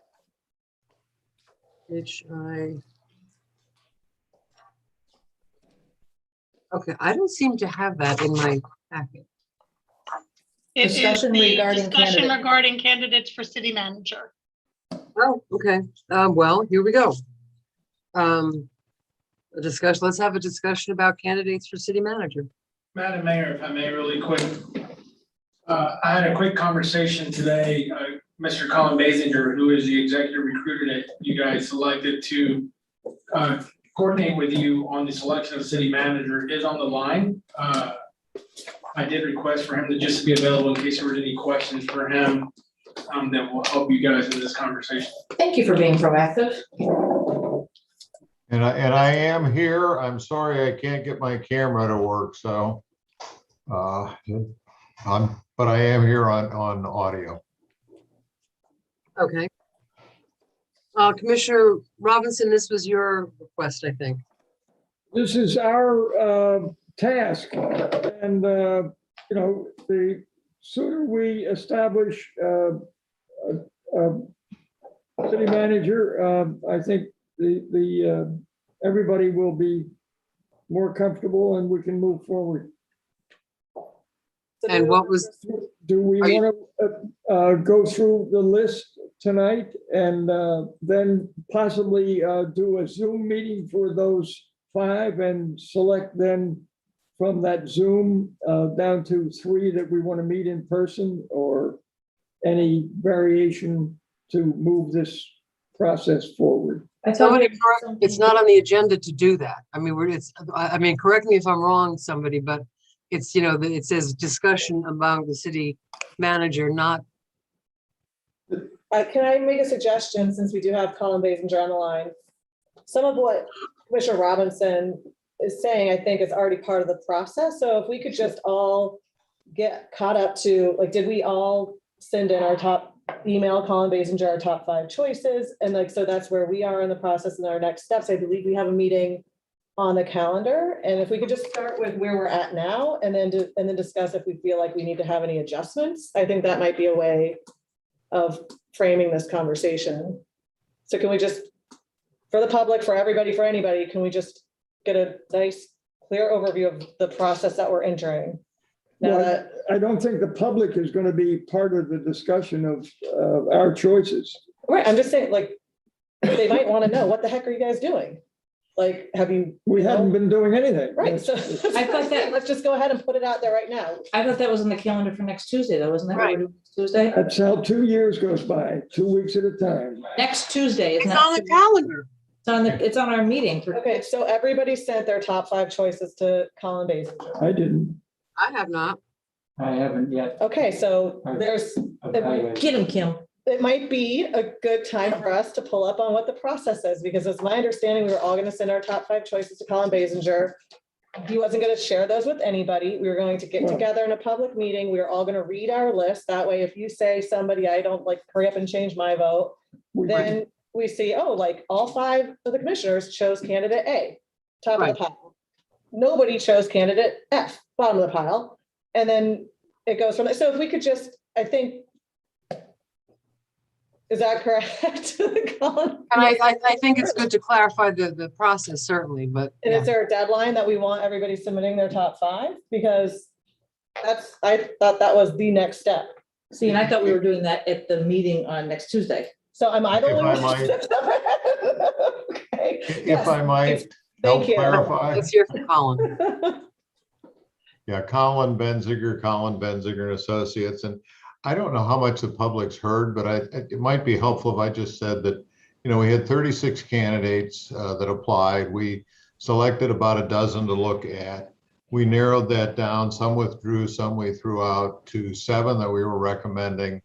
There's another 2 that we presented. Then there was a 3rd candidate, Ramon Trias, that we heard some people in the community expressed interest in. So we have completed his background report, and I transmitted that to you tonight during the meeting. So I have all the background reports. You haven't had a chance to see it, I'm sure. I've been watching the meeting, and it's been pretty busy. So the next step is to select finalists, people you might want to interview. And that can be done in a number of ways. What I recommended was that each of you take a ballot that we drafted and pick 5 candidates. Now, one of the commissioners emailed her choices to me, and that's fine. You don't need to email it to me in advance of the meeting. You can just read it off at the meeting and we can record it. I have a spreadsheet that will automatically sum up your votes. If you'd like to email them to me in advance, that would be nice, because then I could come into the meeting with the spreadsheet complete. But it's really your call now. Commissioner Robinson has mentioned Zoom interviews and things like that, and we can do that as well. That part of the process is really up to you. But the way we normally do this is to narrow it to 5 and then decide how we want to proceed. And email them to you before the meeting? Is that normal? No, it's normally not, but you can if you want. Okay. So normally we would read them at the open meeting. Yes. And I apologize if that wasn't clear in my instructions or suggested procedure. Okay. I guess I understand it. And the reason I didn't send in my short list or medium list is because I thought we would be able to be flexible in getting down to 5. Not tonight, in fact, and then get down to 3 at the next meeting. But Well, I have some questions about just, since we're here and and you're here, and this is a topic for discussion. So we'll narrow down to 5 as a collective body, then decide what we want to do next. But I'm just curious, do we traditionally have one-on-one interviews with the commissioner and each candidate, or is every interview in the public? Because I know with the charter review and stuff like that, it's like, once you put all 5 candidates in a room, who goes first, and can other people hear what they're saying? Or like, do we have any opportunity, or is it all out in the open, everybody interviewed at the same time? My recollection of having done this once before is, I'm pretty sure that I remember, it was quite a while ago, but I'm pretty sure that there was at some stage of it, individual private interviews with each commissioner. And I've also heard the suggestion made that once we get, and I don't know whether it's down to 5 or down to 3 or down to whatever, it might not be a bad idea to have the candidates interact with some of the department heads and get some feedback from them. That's a thought as well. I heard the same. I asked Lauren Slayton how that process works, and she said, once you pick the top 3 or 5, whatever it is, you will have each candidate will interview with each one of us. Okay. So that's when she said, pick 20 to 25 questions that you'll have ready for each one of those candidates. She said, usually, that's about what we do. Cause I asked the same thing last week. I'm like, what are all these dates that people are asking us about? What is the process? So that's what I was told. Okay. Is that we do get the one-on-one time with each candidate. And I If think it would may, be, if go ahead. I may, Lauren's correct. That's the process we recommend. We recommend that you spend about 40 minutes with each candidate, one-on-one, speed dating, round robin, whatever you want to call it, and test the chemistry. Because the bottom line is, if you don't have good chemistry with your city manager, that city manager is going to fail and fail quickly. So we think the one-on-ones are a great place to test the chemistry. Are you having trouble hearing me? No, you're very clear. I just, people leaning forward, and I just wondered. And then in the afternoon, what we typically do is have a full commission interview where the candidates come before the commission one at a time to answer questions. We usually make that 25 minutes, half an hour, something like that, less than the 40 minutes, but it gives the public an opportunity to actually see the candidates perform live and in person, so to speak. Now, with COVID, we may be doing the things on Zoom for the candidates and for the public, but if you're comfortable having them in a commission chamber, we'll bring them all in one at a time. Your offices are kind of small, and so you may want to look at bigger rooms, for social distancing purposes, et cetera, et cetera. But we can work those details out. The bottom line is, we think it's important that you see them one-on-one, and then in a group setting. We also like a reception, so the public can interact with them, and you can observe how they interact with the public. Are they wallflowers, or do they actually converse? I don't think there's any wallflowers in this group, by the way, but you can learn things just by watching them, and you get an opportunity to talk with them informally too before your one-on-ones. Colin, I have a question. Oh, I'm sorry. I'm sorry, but given that we've just gone away from public being in the room, I don't see how that reception is going to play out unless it's months from now. Or it is going to be months from now. Or it's outside. Could be outside. That's a good idea. Okay. Great idea. Yeah. Like, the beach club, the patio with the deck at the beach club, something like that. That's so hard to hear there, but yes, something like that I think would be good. Yeah, So- the acoustics at the beach club are better outside than inside. And let's talk. Colin, I have a question for you. What's your feeling, and do you recommend us contacting the former employers, the city commissions or county commissions of the people that you're sending us names of, to find out how they worked out there? You in a sense, you've already got references. Well, that's different than a phone conversation. Yeah, it's a little tricky. If the candidates know it's going to happen, and if all 5 of you start calling around, it's going to create quite a commotion. But if you do it, kind of, I don't know, targeted, I guess would be the way to put it. I mean, I know a lot of commissioners, Mayor. And if you wanted to make some calls, I think that's a great idea. I think the more information you have, the better. But the one thing you do have to be aware of, if you start calling all the references we provided and such, it can spook candidates. Oh, well. Yeah, well, yeah. Sorry. But yeah, I think, as I said, the more information, the better. Yeah, because a lot of the, references are, when people generally pick who they want to supply the references. So I just thought it would be interesting to hear more of a informal take on how they interacted with staff, with the public, with the commission, just that's, that sort of thing. Because as you are, we're all aware, that's critical, how who's, who the roles are, how that works, how people get along. So, okay, so we can do that. Yes, yes, and I think actually it's a good idea because you have a personal relationship with some of those people. And they may tell you things that they're not willing to put on the record. Right, okay. So, I have a question. My hand's raised, my light's on, whatever. thank you. Just hold it up and I'll be able to see it. Lighting her hair on fire. I just wanted to nail down the timeline real quick. So, because I know Commissioner Robinson, we're all anxious to have a permanent city manager and get this thing moving. So on October 24th, we're all gonna meet and we're gonna talk about who we want the finalists to be. When do we, October? Actually, August. They both start with the sound. August 24th.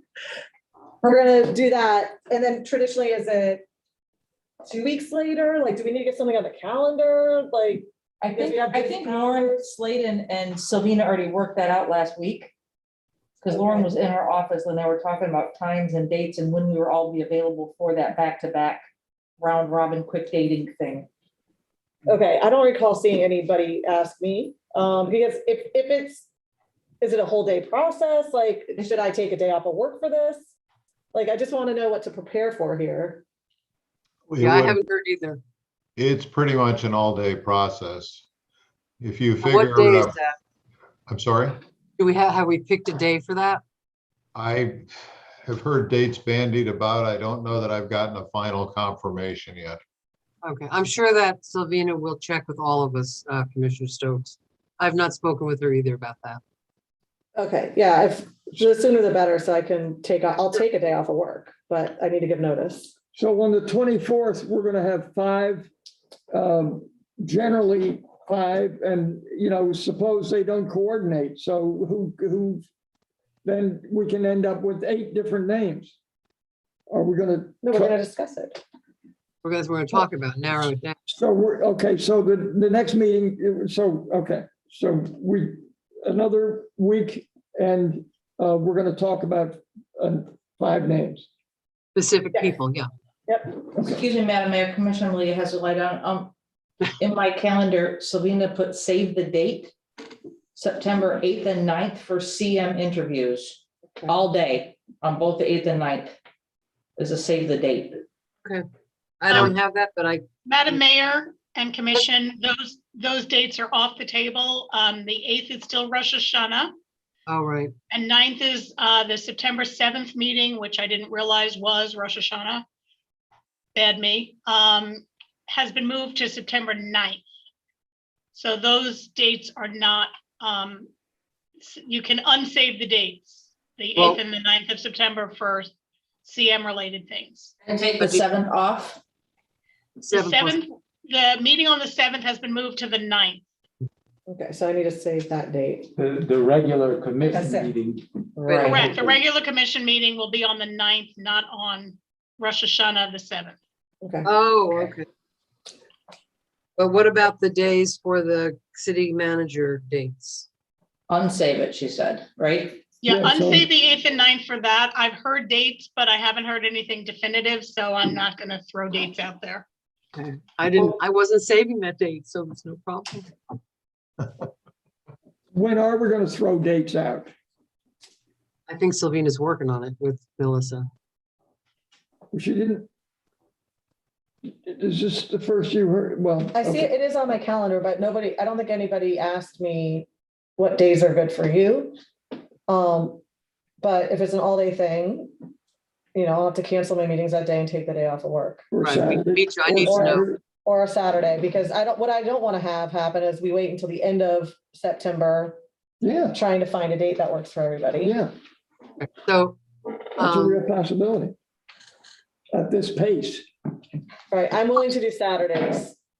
I'm willing to do Saturdays if need be. I don't know how everybody else feels.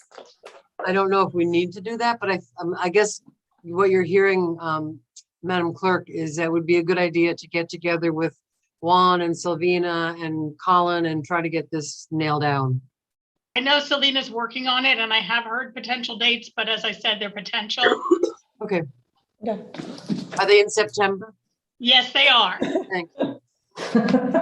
One thing, if I may, it's 1 day interviews for the commission. The day before, the candidates will probably take a tour of the city with the staff and, maybe meet with staff. Again, with the variant going crazy, I don't know what that's going to look like right now. And then if we could have a reception, we'd do it the night before from say 6 to 7:30 and then do the interviews the next day. So we talk about 2 days, but it's really the second day that you're going to be occupied, probably from about 9 in the morning until 4 in the afternoon. Plus the night before. So nobody's comfortable with a Zoom of the 5 to get down to 3. Is that, can we, I don't know what you mean. well, are we going to Zoom the 5 and then face to face with 3, or? I think Herman is proposing a procedure, as a 2-layer procedure where we do the 5, we Zoom interview them, winnow at that point to 3, and then only bring 3 in for the in-person interviews. Is that correct? For economics, for time efficiency, for, I don't have a problem with that. So we're one-on-one Zooming all the 5s, and then we have to pull. That's why we're discussing it, Okay, so we would, I don't know that would save you time. I mean, ideally it would, but then you'd have to find 2 dates that work for you. right, or coordinate 5 different times with 5 different. Well, meeting them twice, I'm not opposed to that, because you can have second thoughts after, that means that we're going to just really interview once. Right, like sleep on it kind of thing. Yeah. And I'd rather meet a person twice than, And if we do it by minute, if we can make, following Herman, see if we can make individual appointments with these people, we're going to be, on Zoom. Hi, Betty, I'm going to meet with these 5 people on a schedule. I don't think it's a bad idea to talk to them more than once. It's a very important decision that we've got facing us. And you're right, the Zoom ones wouldn't all have to be the same day. I mean, it could be spread over a week or something. It doesn't really matter. It would be individual. Yeah. I'm happy to meet twice. I worry a little bit about having to come back together to narrow it down to 3, because I just feel like that, then we have to find another date on the calendar for us to all come back to narrow it down to 3 before we can now find another date for them to fly in for us. Or do you have a problem if we all meet them? We say, these are our 5, they're flying in 2 weeks from now, but in the meantime, we're going to reach out to them individually just to get to know them, but we don't need to Well, there's one from California. I'm not interested in flying him in to be a choice of 5 when he may not be a choice of 3. You know what I'm saying? I think we'll find out more next Tuesday to see if we have any consensus at all about who these top 5 people are going to be. I was just gonna say, I don't even have a top 5. I literally have 2 out of 38 applicants that I have for the last 2 months research. So I couldn't even pick 5 personally. Right. Well, TikTok. All right, well. No, I mean, all you're she's talking saying 5, is I'm that just she saying doesn't I have only 5, have 2, so I don't have That's 5 all. to even to submit. Hey. Okay, so. I think the mayor's suggestion, let's see where we are, Next Tuesday. whatever the 24th, the next Tuesday, with the 5. If it looks like it's already headed to narrowing down to 3 for some reason, maybe that'll solve the problem. Or at that point, we can decide, yes, let's go ahead with the Zoom calls and see if we can narrow it. It's conceivable that even if we did the individual Zoom calls and we did the same sort of exercise that Colin's suggesting, send in the 3, we could send them all to Colin. And if it comes out that we all picked the same 3, then you don't even need a meet from it. Colin could say, well, you all came in with the same 3. Here they are. if they don't, then we might have to meet and some wrestle or whatever we're gonna do to figure it out. After we've had it, so how many conversations are we gonna have with these candidates? At least 8 each. 3. Our one-on-ones before they get here, our one-on-ones when they're here, and then the whole The group. group. All right.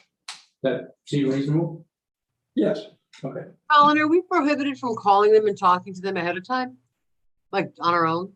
No, not at all. You know, if you want to do that, I just need to give them a heads up that you might be calling, so they, you know, sometimes candidates are a little concerned about going outside the process, but you know, if I can send them an email saying that all of you may be reaching out to them over the next few days and or week. Commissioner, could we have consensus to have Colin do that so that if we do have a moment and we want to make a phone call, we're not surprising them? I would say, once we narrow it down to our 5, Colin should say, congratulations, you've been picked at the top 5. Look out for maybe some one-on-one interview type, casual, informal, you know, we're not just calling them up to like out of the blue, like we've chosen you. Right. And we want to interview you. We want to have a casual, you know, so I have consensus around that. I think it's all in the presentation. If we're worried that they're gonna be like, why are you calling me? Because it is part of the process. So we're not going out of the process. Right. It's part of our process. I'm fine with that suggestion. And if I may, one of the things that often happens is that the commissions don't get 5. They'll have 4 that get a majority of the votes, and you know, we'll ask if they'd like to pick a 5th if somebody has a particularly strong feeling about somebody and they say no. And so you may end up with only 4 or fewer, but typically it's 4. I don't like to go fewer because people drop out, things happen, and then all of a sudden you're down to 1 or 2, and that's not a good place to be. And that's my concern for time. Yeah. Are we addressing those concerns, Herman? We're meeting next week. They'll know August 25th if they were chosen as And I don't- as a finalist. I don't think there's just a real concern for time on some of the candidates because they've been in the job pool for quite some time. Some of them have even turned down positions already. So I don't feel personally that we're against the wire because they might go get a job somewhere else. Yeah. Because some of them have been in, like, especially if you go off of the top 8 list that we were given, they've been in the market for a while for the right city for them. And we might be that right city. So I would hope that they would be patient enough while we get through the process. I haven't seen any indication that anybody in those top candidates are interested in dropping out. They all seem to be gung ho for Lake Worth. Okay. Which leads me to a negative question. If they're looking Yes. for a job and the longer we go, why haven't they? Are we the only applicants? Have they only applied to this job? No, so most of them have applied to other cities and unfortunately they've been denied most of the other cities, which was my question when I called Colin last week. I said, a lot of these people have been in the market for a long time and they've been offered jobs they've turned down. A lot of them have applied for jobs that they didn't even get the top 5 qualifiers for. So I almost feel like we got the leftovers of the last major city hirings for the last year because these people have been in the market for a long time. Sometimes I feel like if we waited another 6 months, we might actually get some fresh energy. But a lot of these people have been looked over, passed over by many, many, many municipalities surrounding us. I'm not sure of that, but it's a good point. And we are Just throwing such it out there. we are Yeah. such a we have such very specific, and for a small city, we have very wide ranging requirements. This is an extremely technical job. You know, you've got to deal with the beach, beach, pool, electric, water, hurricanes. 5 amazing personalities on the dais. I'm sorry, I didn't hear you. I said 5 amazing personalities on the dais. Not to mention staff. That too. and city attorney. And community input. Yep. So it's going to be interesting to see how Tuesday plays out. And I don't want to put a negative spin, but Oh, you will. No. I do think this is certainly one of the most important decisions the five of us will That's right. make, I believe. And I think, it might be that we get to the end of the process and we look at the list and we say, this doesn't work for us. We need to look, that is a possibility. Yeah, I don't see that as negative, Chris. I think I see that as Absolutely. practical and, yeah. It could happen. It's rare, but it does happen. And if that's the case, we'll go find some more candidates, and there's no increase in fee or anything like that. We'll Well, go that, back. yeah, I mean, and I share Commissioner Maliga's hesitancy about this. If for you to go out and try to get the same, with the same start again, what would be the difference between now and then in terms of, I don't know, it's a little limited. The choice we have, I feel, is a little limited, honestly. When you go through a process like this, there's going to be, say, 10 candidates that are presented. 5 maybe will get interviewed, but only 1 gets hired. And that's the right person for that situation. It doesn't mean that the other 4 are, bozos or something. No. They're well-qualified candidates that have been very successful in other jobs. Hopefully. The way to find out is if these people are the right ones for you is to pick your the right one for you is to pick your finalists and then actually do the interviews. Then if you don't find the right person, what happens over time is, city managers, like our first candidate, Bluthus, they retire from one job. That doesn't mean that they're over the hill. It just means that they've reached their 25 years or whatever in that system and they need to move on. There's no point in staying. Or perhaps they've been let go. But if they've been in the same job for 10 years, eventually it's going to catch up with you in this field. People rarely survive that long. It's a very fragile position. Yeah. And then people, may not have been looking that are suddenly looking because there's been a change in city council composition, or they're just not comfortable where they are. So basically what happens is in 6 months, we could get an entirely different pool of candidates. Thank you. Okay, so anybody have anything else? Any commissioners? Are we going to keep a Saturday open?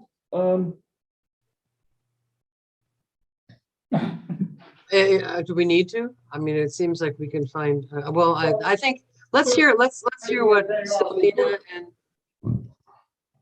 I'm fine. Remember, when we deal with Saturdays, we're also dealing with the extra staff day.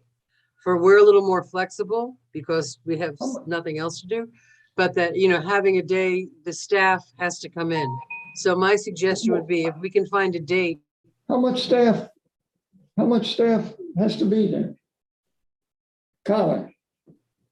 Well, Colin, that's not a question for Colin, it's a question for Juan. They come in if they came in on a Friday, then they meet with the staff and they do the city tour and they do all that stuff Friday. We have the reception Friday night, and then Saturday it's us and whoever keeps the lights on. It doesn't have to be. No, it needs to be televised. Right, but it doesn't have to be a lot of staff. Somebody's gonna have to be here. You'd probably need a couple of people, you'll want somebody there to, bring in the sandwiches for lunch or something, because you're not going to have time to go out and eat in a restaurant. You want somebody to just remind everybody when their time's up in the one-on-one interviews. You probably want a couple of staff members, but you don't need more than that. I don't think we need to look at a Saturday yet. I mean, personally. Yeah, I think let's see if we can't get it during the week. I'm going to leave this to our adept and qualified staff to figure this out. And if you get hung up about a weekday, let us know. How's that? That sounds good. I just want to put it out there though, again, for the future meetings, if we have to put everything on, this is different because it's actually happening there during the day, but every workshop, every meeting we're trying to put on a weekday, 6 to 10 PM at night, that's also burdensome on staff. So I really, the previous commission had big charrettes and big things on Saturdays. I just don't think we should be so quick to dismiss it all the time. Or charrettes, or, yeah, I mean, I'm not suggesting we don't do every Saturday. No, I'm not dismissing it, Commissioner Stokes. What I'm saying is, I mean, we're in the middle of a pandemic. We're shutting down City Hall right now. I mean, we're in a really unknown area right now and staff is overworked. And I don't think that we should bring them in if we can if we can accommodate our schedules to fit Monday through Friday from 8 AM to 10 PM for that interview. I just don't think that we need to exhaust staff with another event on a Saturday when they've already got other events going on and they're trying to navigate this pandemic. And they're being very fluid, right? With all the changes we're making from, the casino building to here to no, now you gotta do Zoom. And, it's constantly every hour they're getting a new direction, right? Yeah. So And we all have laundry to do on the weekends. We all have Oh, things. just to go do. buy more clothes, you'll be fine. And like I said, I'm willing to take a day off of work and come in and do this, but like I saw with that 1 week that we blocked off the 2 days and a holiday comes, things get pushed around. We have meetings every Tuesday and it's not about us taking the day off work. It's about accommodating our already packed schedule. So I look forward to seeing what Sylvina comes up with. Okay. And I Anything look else? forward to our 5 choices next week. We can always give comp time to staff and say, you're gonna be here Saturday, take Thursday off. Right? That's a don't city know if we manager can- decision. I don't think, I'm not sure we can do that so easily. So do we have, if we are approaching 10 o'clock, so do we have any more? Or do we understand that Tuesday, we're gonna talk about if we have 5 finalists and narrow it down and take it from there? I'm good moving on. Okay. All right, so moving on. It is now time for it's 9:48. City Attorney, do you have a report? No, Madam Mayor, but I do have a request for a closed executive session. We have the 2 lawsuits filed regarding the DOCA development. So I'm just going to request a closed session and I'll read my little script. This is a request for an attorney-client session. The city attorney desires advice from the City of Lake Worth Beach City Commission concerning pending litigation, specifically regarding settlement negotiations and strategy related to litigation expenditures in the 15th Judicial Circuit of Palm Beach County, cases of Real Estate USA Limited Corp. Versus the City of Lake Worth Beach, case number 2021-CA-007798, and Real Estate USA Limited Corp. Versus City of Lake Worth Beach, Florida, case number 2021-CA-007649. We are requesting an attorney-client session to be scheduled for August 31st at 2021 at 5 PM. That would be 5 PM before the electric utility meeting on August 31st. The estimated length of the attorney-client session will be approximately 1 hour. Ooh. The session will be attended by members of the City Commission, Mayor Betty Resch, Commissioner Sarah Maliga, Kim Stokes, Christopher McCoy, and Herman Robinson, Interim City Manager Juan Ruiz, Assistant City Attorney Christy Gatto, and outside counsel Carlos De Zayas. A certified court reporter will also be present to ensure that the entire session is fully transcribed, and the transcript will be made public upon conclusion of all litigation. Like I said, this is the 2 DOCA lawsuits, and we do need direction from the commission on how to respond. To clarify, it's 1 lawsuit and it's an appeal of the development. Thank you. Thank you. Okay, well, do we have to approve you doing that? Do we have to vote on that? Unless there's someone who knows that they can't be available for it, for that date and time. Otherwise, we will just get it all set up and we'll be ready to roll. And we can do it if we need to accommodate Zoom, depending on what happens between now and August 31st. Thank you very much. City Manager. When's Labor Day? September 1, or the following Sunday. Or something, September 6th. something. Never a Tuesday. City Manager, do you have a report? Yes, Madam Mayor, really quick, 2 things. Palm Beach County declared a state of emergency due to the recent rise and the COVID Delta variant. The basis of that state of emergency, I'm not quite sure yet. I have a call tomorrow morning at 10 o'clock, and I'll report back on exactly what does that mean for everyone in all the different municipalities in the city, in the county. Which is probably good timing, which just a reminder to the public, anyone that's listening, the Thursday workshop regarding the Gulfstream Hotel project will be very similar to this commission meeting tonight, where the public can participate via Zoom. Please visit our website, watch our social media pages. There's very specific directions on how to, for the public to participate so your voice can be heard. There's two options. You can either have your own comment read into the record by yourself or by the city clerk, just like we did tonight. It is very important that your name, when you register, is provided, and a lot of that is regarding cybersecurity. There has been a lot of instances where Zoom meetings are hijacked, and we don't want to be another casualty to that because we didn't adhere to good safety protocols. So we apologize for the little snafu tonight, but we worked through that. So it was actually a good dry run to kind of iron out some wrinkles for Thursday's meeting, which again is very important to the community. That's it, Mayor. And I've shared that on Facebook with the change and there's a form, I think Commissioner Maliga had that as well. I'm not sure. So if the rest of you could, get the word out, because I don't want somebody showing up at the casino on Thursday and not know what's going on. And as we all understand, communication with citizens is vital and difficult. Yes, and one more thing. The internal Zoom link that is emailed internally is for internal purposes only. Right. Okay, please do not send that out or reshare that or forward that, because there's a process where the public is pulled into a meeting, as you can see on the screen. They're in a waiting room, and then they're pulled into the meeting, which helps protect the meeting from being, again, hijacked. So the Zoom link or access, all of that's on the website. So the best thing that you can do as an elected body to support us in getting the word out is simply reshare the exact post that's shared on our social media pages. Don't try to recreate or reinvent, just hit reshare, okay? And again, our team is on standby to answer the questions. If there's any residents out there that are concerned, aren't quite sure, I think we're gonna be issuing a little tutorial on how to use Zoom as well. And you always feel free to reach out to anyone on staff, and we'll be more than happy to walk anybody through on how to participate, because every voice is important. Can we give you consensus to support the state of emergency of the county in the COVID situation?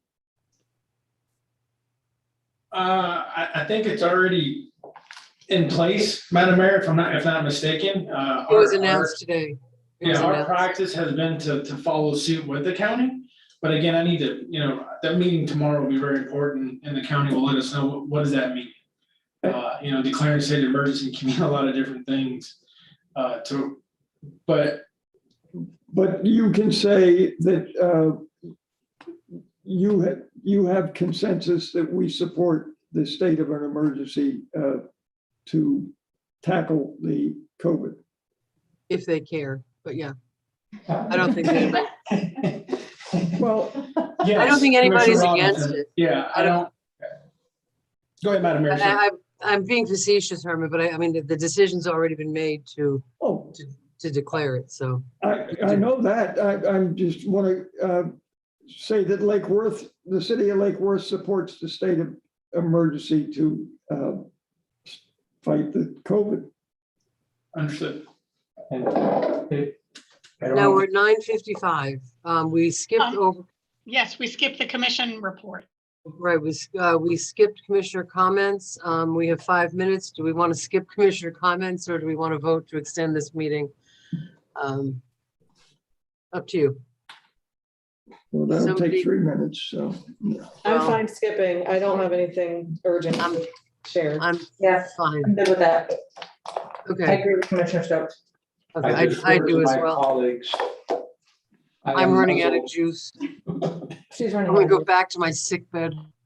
No death bed, sick bed, okay. Well, just to tell the public that the the agencies, the larger agencies are the people to contact to help Haiti.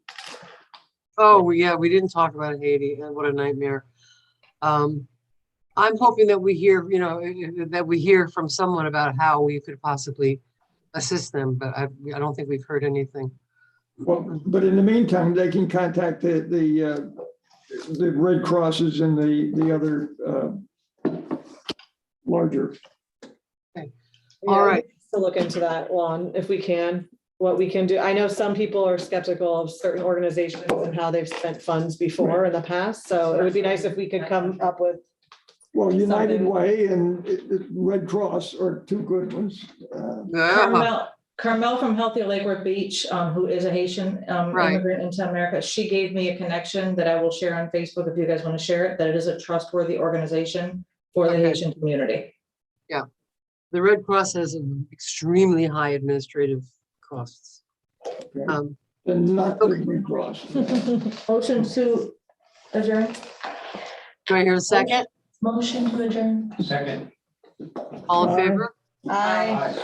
Good night, everybody. Have a good week. World feel better. Thank you. See, at least I did test negative for COVID, so that's good news.